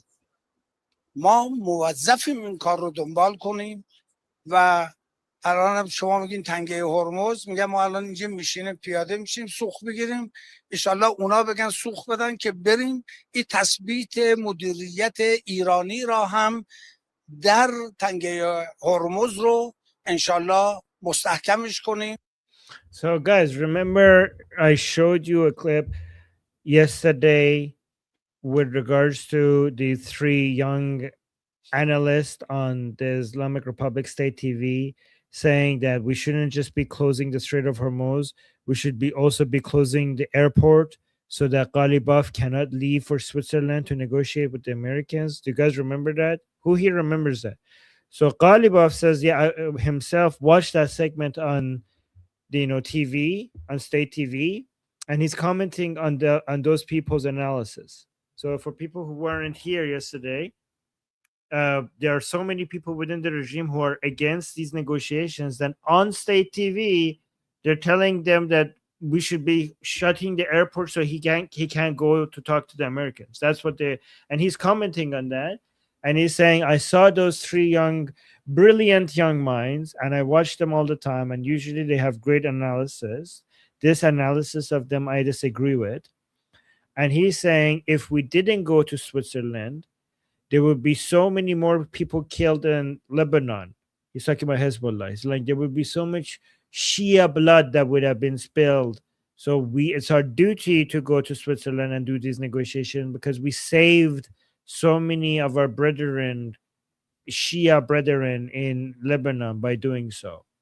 So basically, he's a lot of people hated his answer within the Islamic Republic because this suggests that he's negotiating from the position of weakness, as if the Americans and Israelis have the upper hand over Hezbollah, and like, you come talk to us and give us whatever we want, or else we help Hezbollah. So this made them actually more angry after this was came out. But he's like, hey, don't be angry with us talking to the Americans and capitulating to them. We're saving Hezbollah by doing do you want our brothers in Lebanon to die? Do you want that? And they're like, yes, because they will be martyrs. They're fighters. That's what they're supposed to do. How about you let them fight and stop capitulating to the murderers of our supreme leader? That would be their answer, in my opinion. All right. So that was one video. Any comments on this before we go to the second? He talks so much to say one sentence worth of actual words. He's just blabbering on and on. Yes, and Texas is saying, are they starting to realize the regime doesn't give a crap about them yet? Actually, more than that, they think that the regime is not the regime anymore. They think that they have been taken over, that there's a coup in place and the regime is not the supreme leader anymore. Right? Exactly. So that's what they think. They think the regime doesn't. Not only do they think the regime doesn't care about them, they think the regime is actually trying to save Israel and United States. That's what they think. Okay, let's see what they are saying here. اتفاق در اون جلسه 4 جانبه ما به هر حال یک اصولی رو رعایت میکنیم. ما هرگز تا الانی که اینجا هستیم نمیخوایم در یک قاب با آمریکایی‌ها باشیم. لذا دوستان میانجی ما خیلی توی بحث اصرار داشتن که به حال این دیگه آغاز گفتگوهاست برای ادامه مذاکرات و اینها. ما گفتیم قطعا برای این ما اینجا حضور پیدا نمی کنیم. ما حتما در او خواب نمیم. شما میتونید خودتون اگر هر بحثی دارید با طرف آمریکایی و مانجیا باشن، ما برای مذاکره میایم بدون اینکه در یک قاب باشیم. این هم دلیل داره که حالا من وقتش اینجا نیست توضیح بدم. طبیعتا ما اون موقع وارد سالن شدیم و بحثمون رو شروع کردیم. خب بحثم خوب داشت پیش میرفت، بحثی هم نبود. تقریبا انتها. Oh my God, guys, I was right. I was right. I told you that, because guys, remember when they went into Switzerland and they were in that room with Jared Kushner, Witkoff, and JD Vance, and then Arakshi came in, and I was like, guys, they're trying so hard not to be in the same frame with them. And there was one picture that they were in the same frame with, and I'm like, guys, I know this. Okay, they're trying so hard not to be in the same frame with them. Okay, remember that, guys? Even though they didn't announce that, nobody announced that. I told you guys that that's what they were trying. Do you guys remember me telling you? And now he's admitting it. He was like, yeah, we went there for the negotiations. Negotiations were going very well.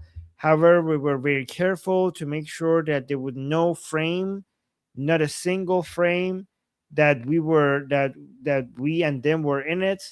So he's like, it was very important for us. And he's like, I'm not going to spend time right now telling you why that was important, but obviously it was very important that we have. And he goes on and on and on, right?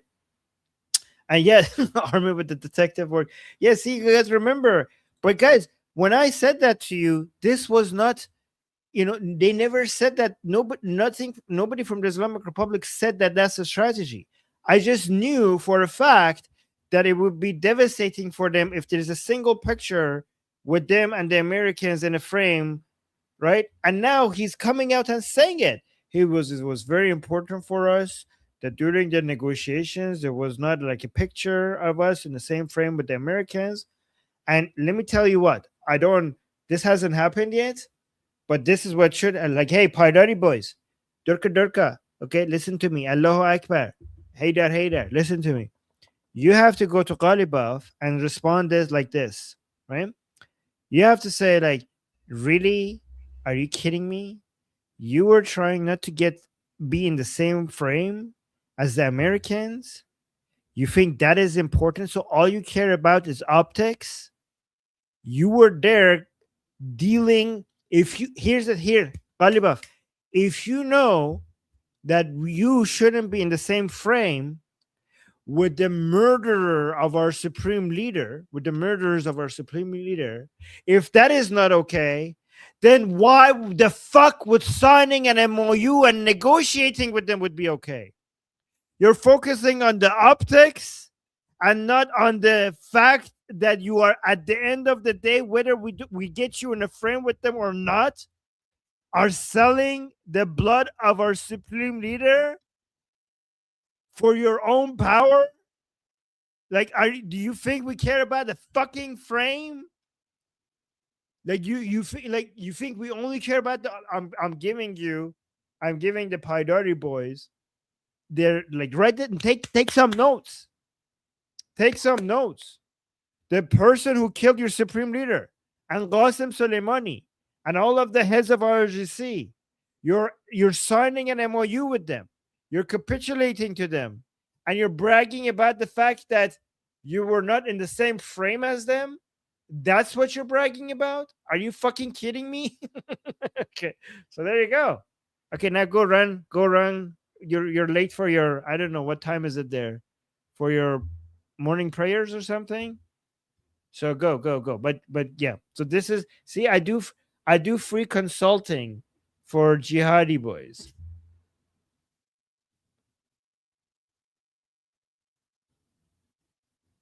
I think that's what, guys, if they come out with that, if they come out with what I just said, if they come out and say this against Ghalibaf, you go like, holy shit, Armin, are Are they just watching you and taking notes? Because it seems like they're watching you and taking notes.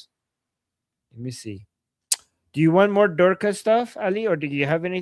I have some more interesting videos from inside the Islamic Republic.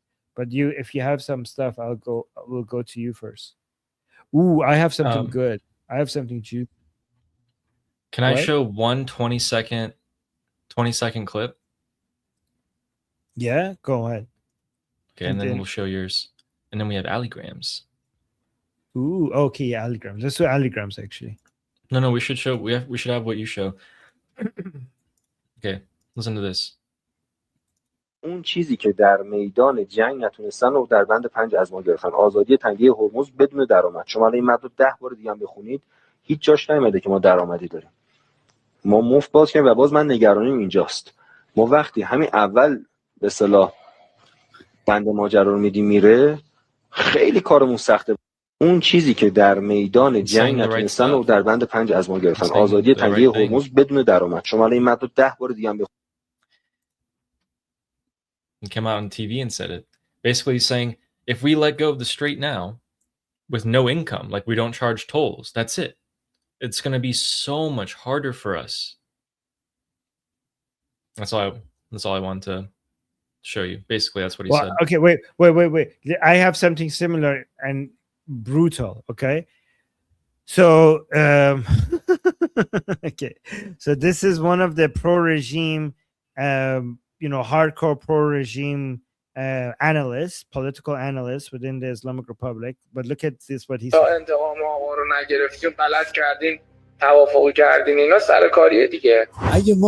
It's like they're messing with us. They're telling us that we will get revenge. We will not sign any agreement.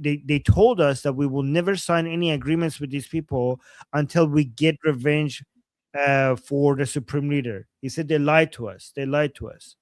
اگه یه زل حساب میشن مردم خب پس این زل باید خبر داشته باشه که چه اتفاقی داره میفته. من که مدافع like he's saying the people are very important. You should have told the people what's happening before you went and negotiated with the Americans and you didn't tell us. این وضعیت اطلاع ندادن به مردم و اینا نیستم که من میگم باید گفتگو بشه اینه که واقعیات وضعیت کشور و بغرنج بودن وضعیت محدودیتایی که داره به لحاظ نظامی دفاعی چیزای دیگر رو منتقل کرد.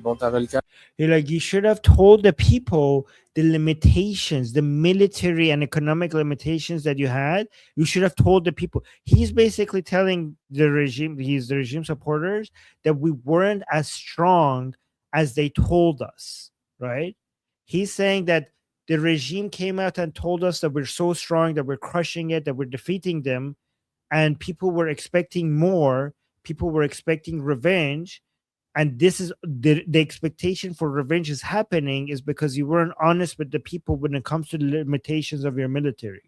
That's what he's saying. به این معنی که شما خیلی ذهنیت واقعی پیدا کنی نسبت به این که ما حالا به لحاظ توان نظامی یا دفاعی یا ضعف یا هر چی محاصره رو نمی‌تونیم چیکارش کنیم و فکر نمی‌کردیم. Like you should have told people that because of the limitations of our military power, we could have done nothing with the blockade. Like when the Americans came and put a blockade on the Persian Gulf, there was nothing that we could do about it. Like they're admitting it, and like you should have admitted that. بحران جدی بشه. در 40 روز گذشته طبق گزارش‌هایی که رسانه‌های دنیا دادن یه بشکه نفت نتونسته ایران بفروشه. So in the past 40 days, the Islamic Republic wasn't even able to sell one barrel of oil. تنگه هرمز در واقع یه بومرنگی شده که برگشت تو صورت خودمون. شما فکر می‌کنید and the Strait of Hormuz was turned a weapon against us. Like he's saying that the Strait of Hormuz was supposed to be our weapon, but it was actually turned into a weapon against us. They turned it into a weapon against us. Guys, you see all of these self-admissions? مثلا ما در موضع قدرتیم و اصلا چرا باید آتش بس چرا باید اصلا تنگه رو باز می‌کردیم چرا چیزای دیگه. So he's saying but instead they gave us the impression that we are powerful. So why should we have why did we accept a ceasefire? Why did we open the Strait of Hormuz? So he's saying the reason why so many people are angry that you opened the Strait of Hormuz and you did a ceasefire is because you told them that you're in a position of power, but you weren't. و اصلا چرا باید آتش بس، چرا باید اصلا تنگه رو باز میکردیم، چرا چیزایی دیگه. نه، سری واقعیاتی تو کشور وجود داره. واقعیت اینه که ما هیچ چیز نظامی که بتونیم این محاصره رو بشکنیم نداریم. Like the reality is that we have no military power to break the blockade.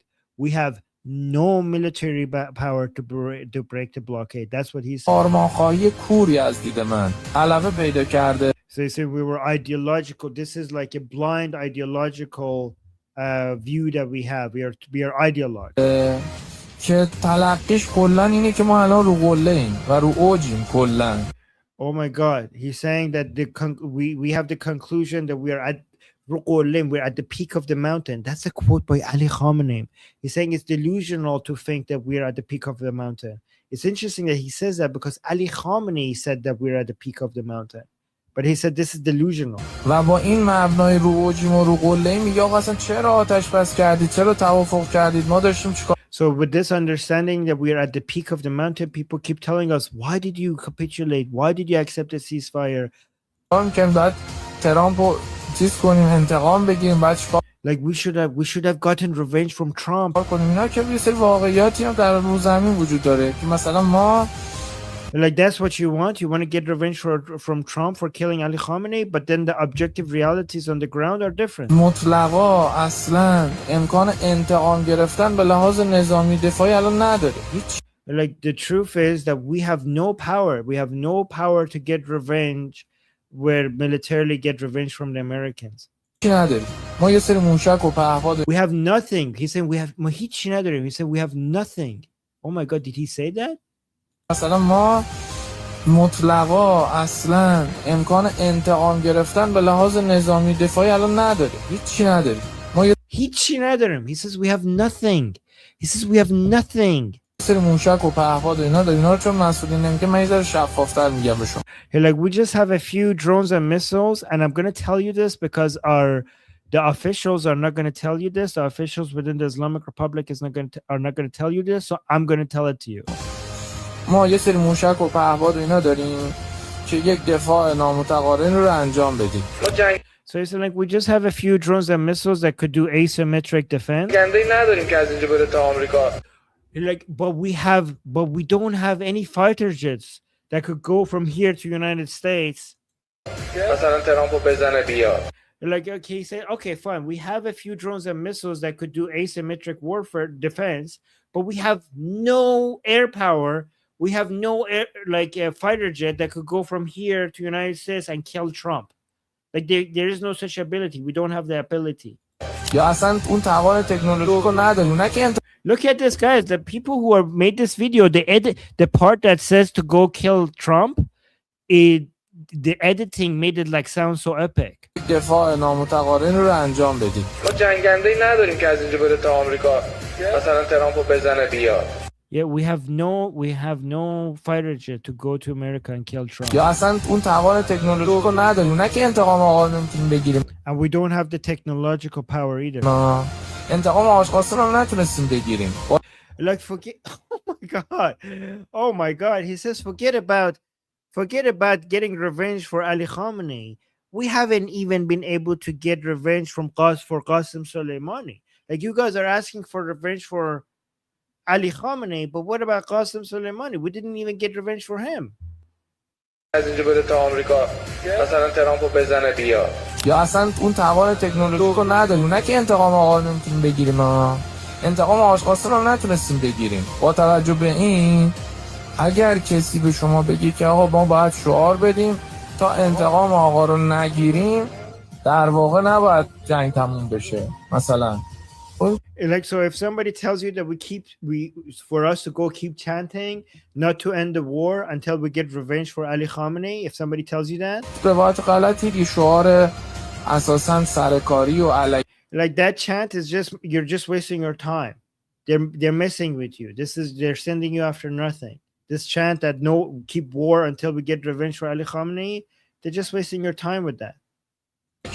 ضمن اینکه ما علیرغم که داریم دفاع میکنیم ما از ایران تاریخی نمیدونم 500 سال ما توی موقعیت نبودیم همین قدری که خودمون like it is true that we're defending Iran and this is the best we have been, the best situation that we have been in 500 years and stuff, and we're defending it. That's true, but دفاع میکنیم آرزوی کل تاریخ ما بوده تو ایران. And the fact that like we're already doing more defense, the defense that we're doing is something that we didn't have for the past 500 years. That part is true. که ما بتونیم اینجوری جلو ابرقدرت‌ها بایستیم، ولی باید واقعیت هم ببینیم. Like it's true that we have managed to stand against the superpowers of the world and managed to survive it. That's true. However, we also have to accept reality. اگر مثلا یه تجمعی بذاریم شعار بدیم که آقا like however, so he's saying like it's good, like we should celebrate the fact that we stood against the superpower and resisted them, but we also have to accept our limitations.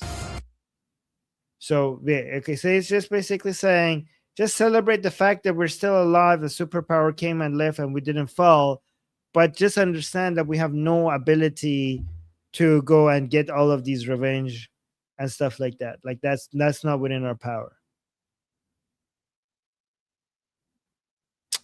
Which is interesting. This is now trending. Like these are the stuff that are not trending in Iran among Islamic Republic officials. That I think we're at the phase of acceptance from some of them. You know who should have seen this? Jew hater. He's now gone. We should play this for him. This guy is saying some good things to start. He's saying the right things to have the regime supporters start to think and use their brain. So wait, can I show you one more before we go? Of course. This is Pezeshkian speaking. He admitted something. Let me see what he said. This is only 40 seconds. میدونی چرا ترور میکنن؟ برای اینکه یه آدمای ضعیفی مثل من بمانن، نتونن تو مملکت خدمت بدن، بعد مردم بگن آقا دیدید اینا نمیتونن، با ارزه ها رو از ما میگیرن. یستخلص المؤمن من بینکم استخلاص الطیر الحب البطینه من بین حزیل الحب. میگه اینا میان، میگه چطور جلو مرغ دونه میریزی اون بطندارها رو از اون حزیل الحب، این پشت سر هم هی دونه ها رو برمیداره. میگه آدم های توانمند عالم آگاه رو از بین شما مثل اون مرغی که دونه ریختی از بین شما برمیداره. Okay, forget the analogy. Just look at the first part. Guys. Oh my God. I actually really didn't said that? know he said that. Hold on. Wow. میدونی چرا ترور میکنن؟ Okay, guys, this oh my God. He's saying, do you know why our enemies assassinate us? Like they kill us, like they come and kill us like this, like the regime officials. Do you know why? Do you know why? برای اینکه یه آدمای ضعیفی مثل من بمانن، نتونن تو مملکت خدمت بدن، بعد مردم بگن آقا دیدید اینا نمیتونن، با ارزه ها رو از ما میگیرن. He says they come, the American and Israeli come, they kill the good ones among the regime officials, and they leave useless, weak people like me behind. So that the country cannot be managed, so that people will say like, oh my God, these people cannot manage the country. So Pezeshkian is saying, the reason why they didn't kill me is because I'm a useless, weak piece of shit. Like I'm bad at what I do. That's why they didn't kill me, and they kill the good ones, and they leave the weak ones, so that the country cannot be managed, so people get upset. How I'm like, depressed oh my God, do you these have to officials, be? These are Don't you think he's really depressed that he said that? oh my God, that's so he self-deprecating. sounds so depressed. He's saying that they think like the Americans and Israelis don't kill me because I'm a useless fuck. And they want me to stay alive so the country goes to shit, so people complain because So people blame me. So he knows he's being used as well. He knows that the Americans don't think he's important enough to kill him. And he knows that Ghalibaf and the others are just using him because he's useless as well. He sounds so depressed. Oh my God. But Yeah, hey, I mean, he that's came out and said it. Yeah. That's good. Yeah, let me actually. So Texas is saying, did he literally say that? Okay, let me actually literally translate his words. Okay. میدونی چرا ترور میکنن؟ He's saying, do you know why they assassinate? like the Americans and Israelis. برای اینکه یه عده آدمای ضعیفی مثل من بمانن. So that weak people like me will stay behind. So that weak people like me stay behind. نتونن تو مملکت خدمت بدن. بعد So that they can't serve the country. مردم بگن آقا دیدید اینا نمیتونن. And the people would say, you see, they can't serve the country. با ارزه ها رو از ما میگیرن. They come and take the good people from us, the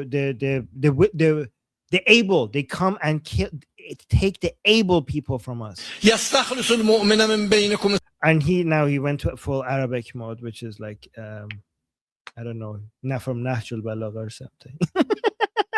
Yeah, he literally said weak people like me. Weak people, they leave behind weak people like me. That's literally what he said. Yep. Perfect. Perfect. Oh my god. It's like,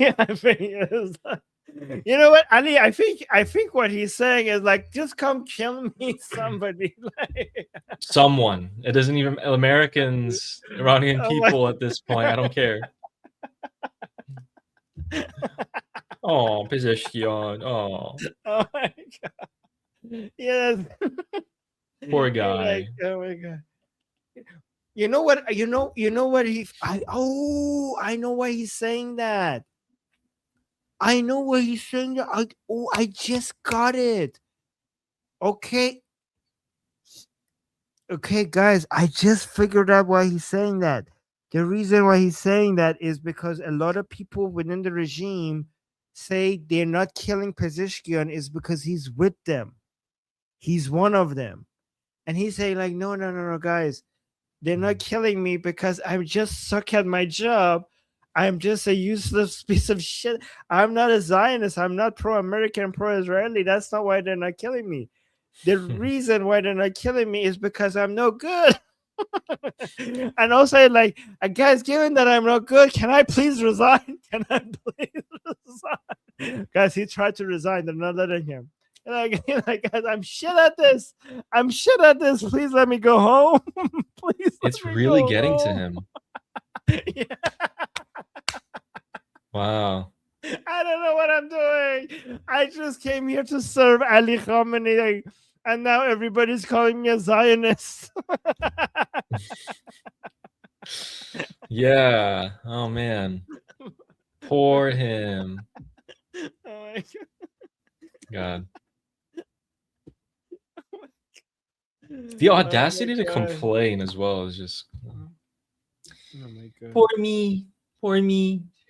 Man, if I was just better at my job. Oh man. Maybe I would have the honor of being a martyr if I was just good at what I do, but unfortunately I'm a useless piece of shit. I'm not even worthy of being killed. I'm not worthy of being a martyr. You guys all think that too, don't you? Yes. So like, yeah, maybe he's fishing for sympathy. Ooh, Ali, maybe like, no, you're actually good. Like, okay. Like maybe he's waiting for somebody to say like, no, you're okay. Yeah, he's fishing for sympathy, maybe. Oh my god. Depressed. Oh, so Pezeshkian is so depressed. All right, let's go to let's quickly do super chats and then go to Ali. Yeah, let's do it. Okay. Oh, speaking of Aligram, Roman Cabbage is saying Aligram greater than normal gram. What is that from the old peeps at ALC? I don't know the reference. You know the reference? From the OG at the Armin. Oh my god, you're not. No. Wait. We're bringing ALC back. I haven't seen ALC for a while. I almost forgot. You guys are still functional? Shut it down. Okay. Okay. Thank you, Roman Cabbage. Okay. Ace C 6880. Thank you so much for the super chat saying, hi guys, did you see Pezeshkian arriving in Pakistan with entourage flyby jets? What? That must have been the highlight of his life. I didn't see that. You want to see it? Yeah. Yeah, let me pull it up. What a show. Check home news and unfiltered news. Okay. Ali has it. What? Here. Well, like, was he in tears? And like, this is the most respect I have received ever in my entire life as the president. And like, if that's what happened, he's gonna like, can I be your president, please? They don't like me back there. Oh no. Like, wow. See, look, he's getting a escort by Pakistani jets. What? This is the most.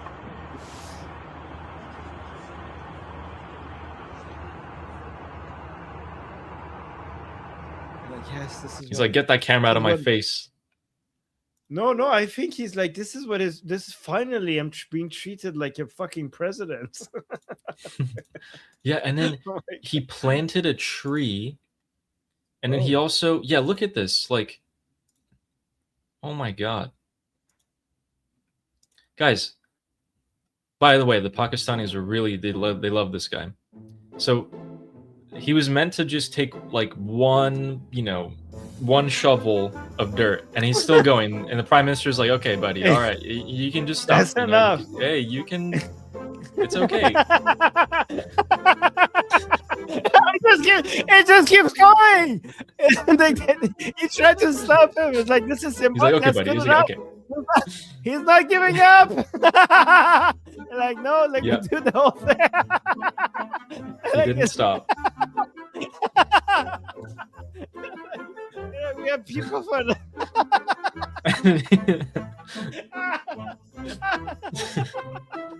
Oh my god.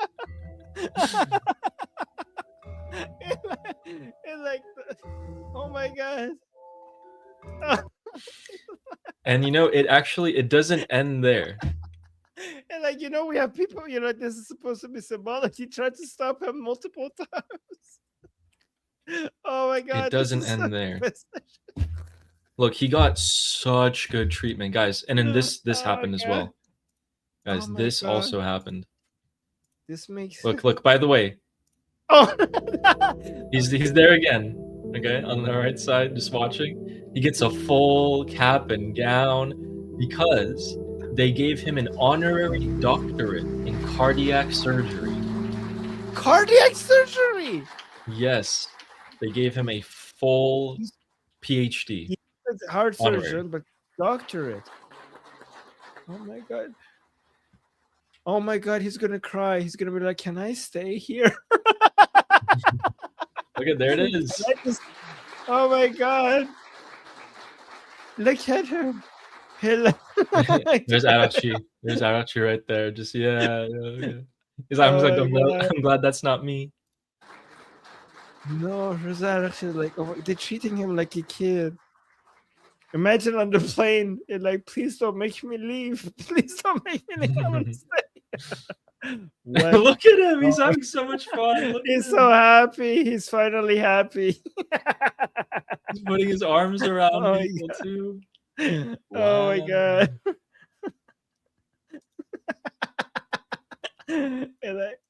Oh my god, guys, Pezeshkian is dealing with so much hate. This is the most love. And his wife died, by the way, so he hasn't received any love from anybody except maybe his daughter. Yeah.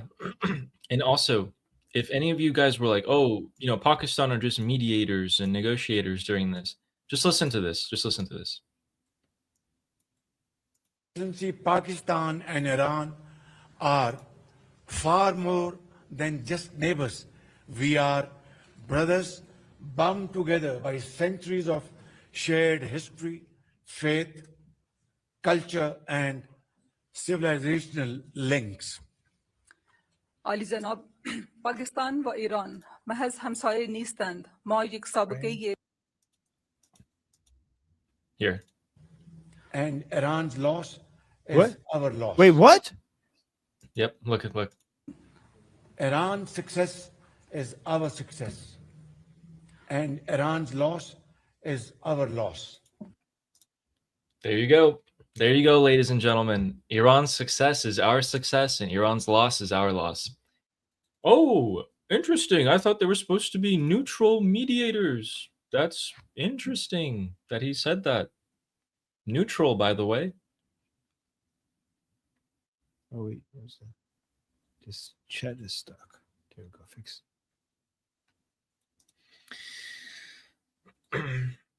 Yep.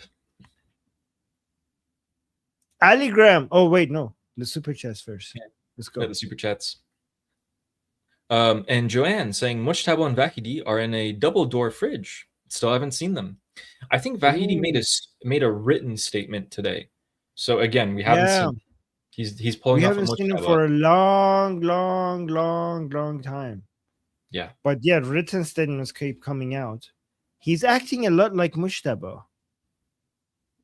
He might be dead. Who knows? Killed by Ghalibaf. Yep. I wouldn't be surprised. Like, what if Ghalibaf gave up Vahidi's location to the Americans as a sign of like, yes, you can trust me. Yeah. Or maybe he just killed him himself as a sign that you could trust me. Yeah. And Vashi saying, as I always say, we are lucky Armin did that jump to be on our side today. Otherwise, he was advising the Durkas right from Sarallah base in Tehran. Hey guys, imagine if Armin was on their side. I would be so good at it. Oh my god, they're lost. Yeah, I would be so good at it. Yeah. And Fleshy Interloper saying, get the straight card away from them permanently. Soon. Just a matter of time. Yep. Seems like that. Yeah. I mean, that guy was saying that we already lost it. That there was more of a weapon against us than, Yeah, they are losing it. If the U.S. is still escorting ships through the night, they're losing their card every day. I mean, do you need to escort them during the night? Like, can people actually see? Yeah, I guess the strait is very tight, so people. I mean, it's still 24 miles. You could see with the binocular. You could see something. Not really. No? No. Okay, so No. then if you can't see it, then do it daytime. Then I guess, or night. As long as you have your transponders off, you should be good. Yeah. During the daytime, they have telescopes and stuff, but during the night, it was very hard for them. So nighttime transponders off. Go through. Take lights off. Transponders off. Turn all the lights off in the ship. Mm-hmm. Go through. Yeah. And that's what the U.S. military does as well when they're firing. They fire at night and then they turn off all their lights. The point, guys, the point is not to hide from the Islamic Republic, because I think the Islamic Republic is holding back. The point is not to have any proof for the regime supporters so that parts of the Islamic Republic can claim that the Strait of Hormuz is closed. Yep. And Flesh Interloper, the reason why you might be seeing the numbers are low is because they're not being registered. So Ghalibaf could sell this internally. Yeah, absolutely. And Nail Bunny saying 310 people watching, 181 likes. Please like the stream. Yes. Yes, thank you. Correct. Thank you, Nail Bunny. Thank you, Nail Bunny. I appreciate that.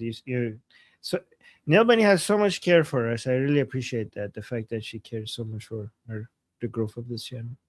Yes, thank you. By the way, guys, Nail Bunny is really, really smart. Like, she's like really smart. Every time in our school discussions, she opens her mic, you're like, it's gonna be good. It's gonna be good every single time. Which is why she should have her own YouTube channel. Okay, anyways, trying to True. Her. Yes. You should start. You never know what can happen. Yeah.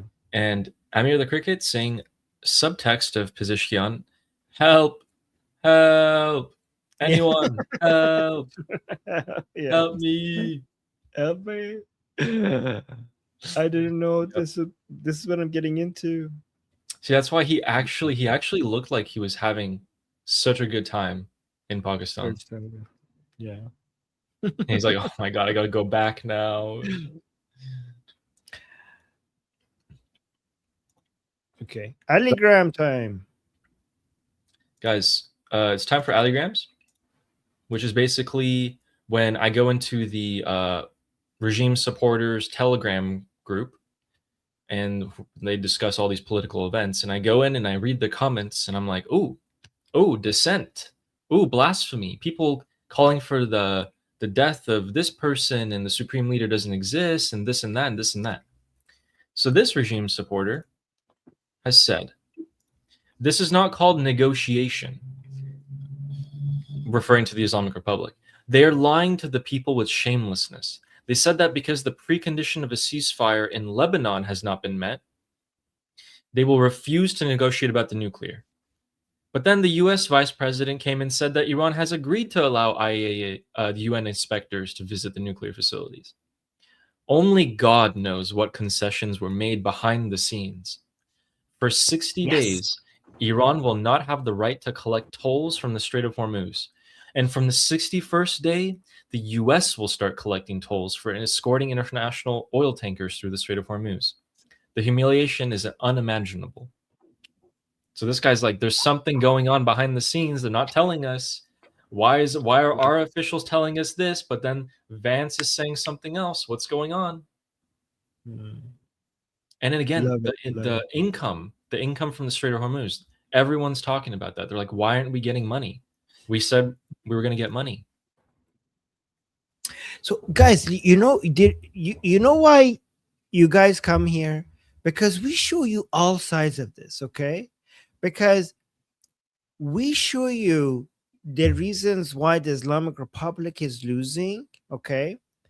But we don't do what they, because their side is trying to, what's going on, like we're winning everything, and they refuse to see their flaws, right? But we don't do, like, we don't go all the, we're not like, we don't go to the extreme ends of all of this, right? Like, we come and show you their humiliation and the reason why the Islamic Republic is suffering. But then when we look at our side, we don't act like everything is hunky-dory on our side, right? Like, we show everything, we consider everything, right? Because if we only show you their humiliation and their loss and their devastation and the fact that their internal fighting, but then when it comes to our side, we act like everything is perfect, then we're making their mistake. You know, we're laughing at their dogma that got them eventually to this level of humiliation. But then we have to be careful not to repeat their mistake and be self-critical. We need to be self-critical to not not to end up like these people, right? So we show you both sides. We show you how much the Islamic Republic is suffering. We also acknowledge that we are strong. Our side has been stronger than ever before, but we don't avoid the flaws and the mistakes and the criticism. And this is why you guys trust us here, is because we show you we don't hold back, right? Yeah. And then we have Muhammad in the group who also said this. Trump's Vice President Vance officially confirmed that at the suggestion of Trump's Jewish son-in-law, Kushner, the money released will only be used to buy hay and grain from American farmers, meaning the profits will go into the pockets of Americans. This means killing the supreme leader with all those high-ranking officials is also, and they killed them, and they're also going to humiliate us like this by forcing us to buy their food. Wow, that's actually a good point. They killed our supreme leader, and not only did we not get revenge, they're forcing us to buy their food. Yep. Yeah. That's pretty good. That's a really good humiliation, to be honest. Yeah, that's pretty good. We have the Iranian Zelensky here, who says, this guy literally put Zelensky as his profile picture, and his name is actually Zelensky in this. Have you seen the IRGC political department website? Do you know what it says? It says this. In no way did the leader mean by saying, I had a different opinion on principle, that he was opposed to the principle of negotiation, but rather that he had a different opinion on the method of negotiation and some of the clauses of the understanding. Wow. So the IRGC are trying to cover it up. The IRGC is saying when the Supreme Leader said, I'm fundamentally against the negotiations, he actually didn't mean that he's fundamentally against the negotiations. He just means that some of the details were not okay. For sure. For Okay. sure. Sure. Don't believe your eyes. Yeah, your lying eyes. And then we have Navi here saying the leader was killed, negotiations were held, and when you give away uranium, you get corn in return. This is what authority means. Like, oh my God, they're laughing at themselves. Guys, look at them. They're laughing at themselves. They're like, look at how much authority we have. They killed our supreme leader, and we're giving up uranium for corn. They spent $2 trillion on their nuclear program, and they're getting corn.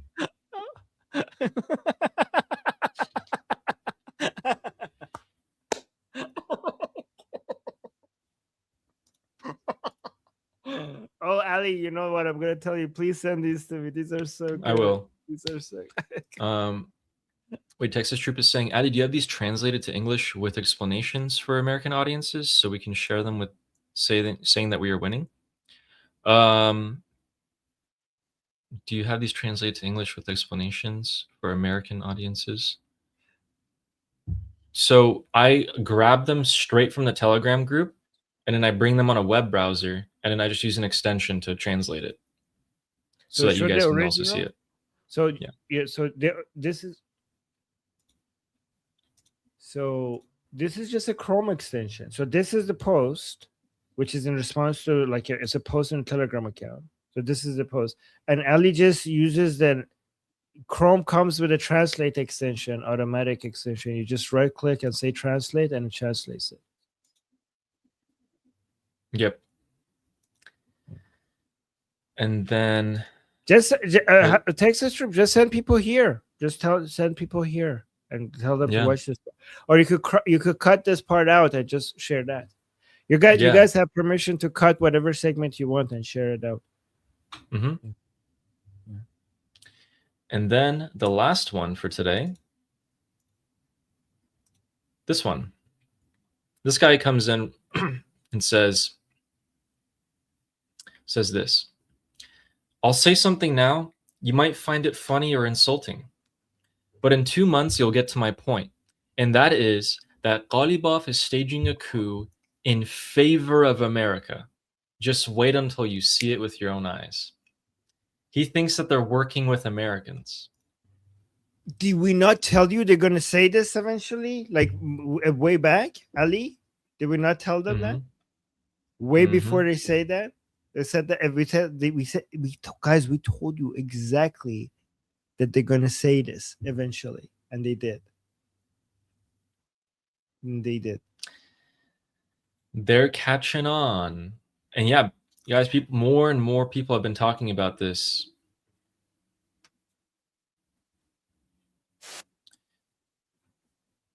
So yeah. Wait, can I show you before? Is that the last one? Oh yeah, of course. Yeah, that was the last one. Okay, guys, look at this. You want to see them crying more about being defeated? You guys remember this guy, right? This guy is a famous personality within Islamic Republic, TV. He's like a, TV commentator for the Islamic Republic. So look at this. He's reading, he's reviewing the MOU that is being signed, and let's see what he said. طبق این بند از این پس در ایران شعار مرگ بر آمریکا و یا سوزاندن پرچم آمریکا و زیر پا گذاشتن آن ممنوع است. So he's saying there's a statement within the MOU that the countries needs to be respecting each other. He's saying because we signed this MOU, we can't burn the American flag anymore. It's going to be illegal in Iran to burn the American flag and step on the American flag. زیر پا گذاشتن آن ممنوع است چون ناقض این تفاهم است و اگر کسی مبادرت به این عمل کند دادستانی موظف است به عنوان اقدام علیه امنیت ملی او. So he's saying because we signed the MOU, now if you want to burn an American flag or disrespect an American flag, they're going to come arrest us in Iran. Like people, this is going to be a violation of the law in Iran. تحت تعقیب قرار دهد. فقط تحت تعقیب دستگیر کنه همینجا محاکمه کنه. به نظر من مثلا اصلا تحویل آمریکا بدید. بفرسته. Like what? Like how he's saying? Like this guy's so pissed off. It's like why would you stop at that? Like why would you just come and arrest us and put us in jail? Come and arrest us and just deliver us to the Americans. Give us to the Americans. Guantanamo. به جرم مرگ در Send us to Guantanamo. Like if you guys, he's attacking the Islamic Republic by saying like you signed this MOU and now you're gonna come arrest us for burning an American flag. Just go all the way. Come and arrest us. Give us to the Americans so that they could put us in Guantanamo Bay. آمریکا گفتن. بند دوم تفاهم رو نقض کرد. You're like, oh, they're gonna say like, oh no, you violated the second line of the MOU. These guys are fear mongering. They're like, now that we signed the MOU, we can't burn American flags. They're gonna come arrest us. رو پرچم آمریکا. ببینید اینجوری ان غربی‌ها. در حالی که آمریکا داره تهدید میکنه از همون روز اول تفاهم. داره میگه این کارو میکنم، اون کارو میکنم. زودتر بیا توافق کنید وگرنه پدرتون در میارم اینا. میگه شما نباید اینجا مرگ بخورید. پا رو پرچم آمریکا. Like it's in the at the same time that the Americans are threatening us and like come sign the agreement. You need to talk to us. You need to negotiate with us. They're threatening us all the time. At the same time, saying, but you, like they're disrespecting us. They're telling us that they're going to kill us if we leave the negotiations. If we close the Strait of Hormuz, they're going to kill us. They're going to bomb us. They're threatening us, but at the same time, they expect us not to even step on the American flag, not to disrespect the American flags. اصلا اگر پرچم آمریکا یه جایی بود دیوار کشیده بودید مثلا یه کبوتری اومد اونجا کار خراب می‌کرد تقصیر شما سریع باید پاکش کنید. So he's saying what's going to happen. He's saying what's going to happen. This is he said like what's going to happen in Iran is that under this current regime of the Islamic Republic, if you have an American flag somewhere, if a bird comes and poops on it, you have to go immediately and clean it, or else the Americans are going to get upset and they're going to get arrested. So he's saying the MOU that we signed with the Americans means that if there's an American flag somewhere in Iran and a bird poops on it, you have to immediately go clean it, or you're going to get arrested. If you don't clean it within 5 minutes, this would be a violation of the MOU. The violation of MOU, if you don't clean it in 5 minutes, you have like 5. They might as well write that. That's how ridiculous the MOU is. Okay, so wait. You're like, why are you being so humiliated like this by the Americans? Why are you so weak in front of the Americans?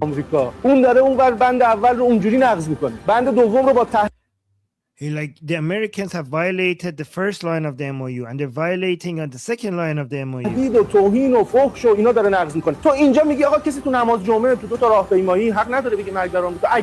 But now you, the regime, is coming out and telling us that in the Friday prayers or in the protests in the streets, we shouldn't be saying death to America because of the MOU.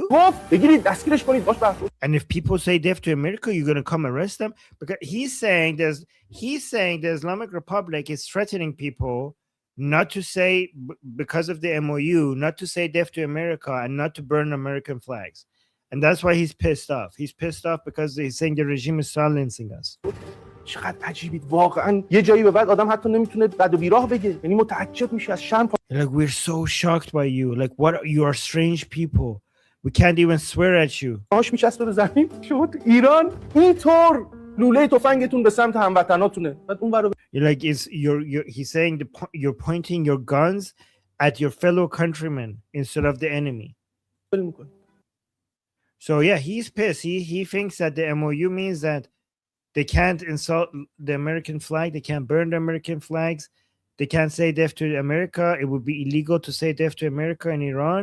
And if there's bird poop on an American flag, they have to clean it in 5 minutes. And if they don't, they're going to get arrested. He thinks that's what the MOU means. The same guy, by the way, who a couple of weeks ago thought we thought they found him. The Iranian people found him, and they did a couple of unspeakable things to him, sent him into the hospital. Oh yeah, that's the guy. Yes. Oh my God. Does he know that that's actually that's not even illegal in the United States to burn the American flag? I mean, I don't know what he thinks.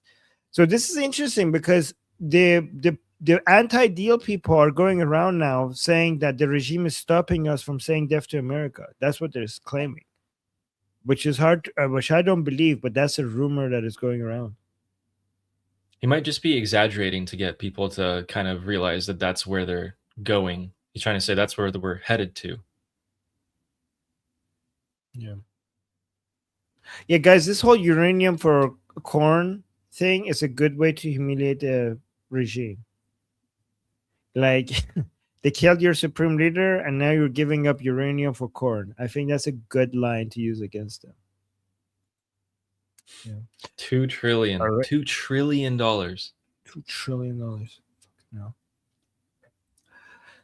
All right, let's do the super chats. Fish interloper saying they are prioritizing freeing the biggest tankers. Ooh, interesting. Ooh, that makes sense. That makes a lot of sense. Oh, look at this. Jahangir Ramin is here saying, I am suing everyone. It's all or nothing. You need balls to go where you want to go, my Persian brothers. Erdogan next after IRGC. Yeah. You're going to sue Erdogan? Suing everyone. And then sue the IRGC, yeah. Under which court is going to, you're going to file that with which court? But yeah, if you find a way to sue Erdogan and the IRGC, that would be good. You should sue Mujtaba. Oh, yeah. We'll enforce it as well. We'll enforce it, yeah. Sounds good to me. And then, I sued, I actually have experienced it only one time. One time I sued somebody. One time in my life. Okay. And the other side had a whole legal team. And I was just me with no lawyers. And they told me, like, listen, you have no fucking chance. Like, look at us. We're a legal firm. It's just you. Okay? Like, we're going to destroy you. And we're like, okay, well, let's see. And I won. It's just me, little me, but against a whole legal team. Okay, and without AI, I didn't have AI back then to check these things, and come. They must have really messed up. Yeah. No, I mean, I think I just had a good case. That's good. Yeah.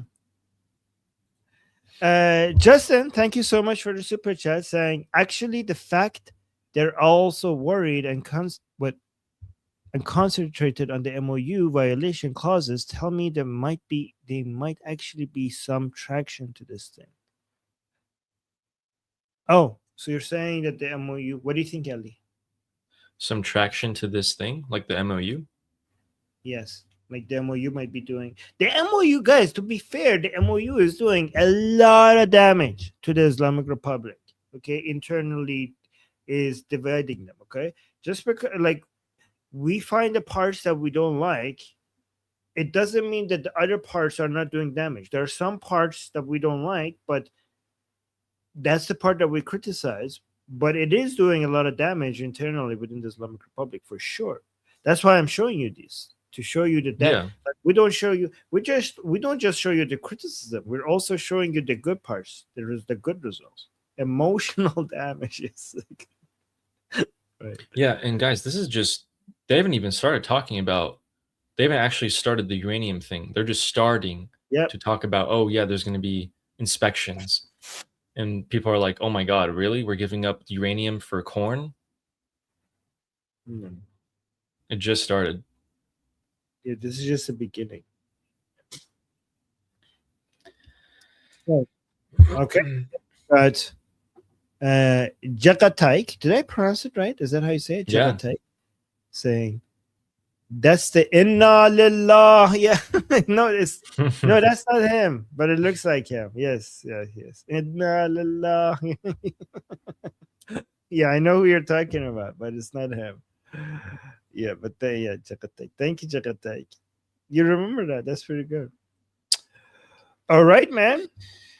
All right. So that was good. So both sides are still saying different things, but behind the scenes, it looks like they might be coordinating on some things here. So as time goes on, we'll find out. Both sides have their fall guy for when the talks actually start falling apart completely. JD Vance is the fall guy. Pezeshkian is the fall guy. Yeah, now it's just like a wait and see any day now.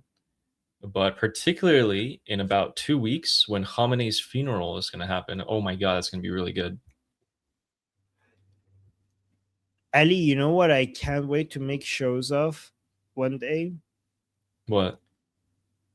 The rise and fall of Ghalibaf. Mm. Okay. Oh yeah.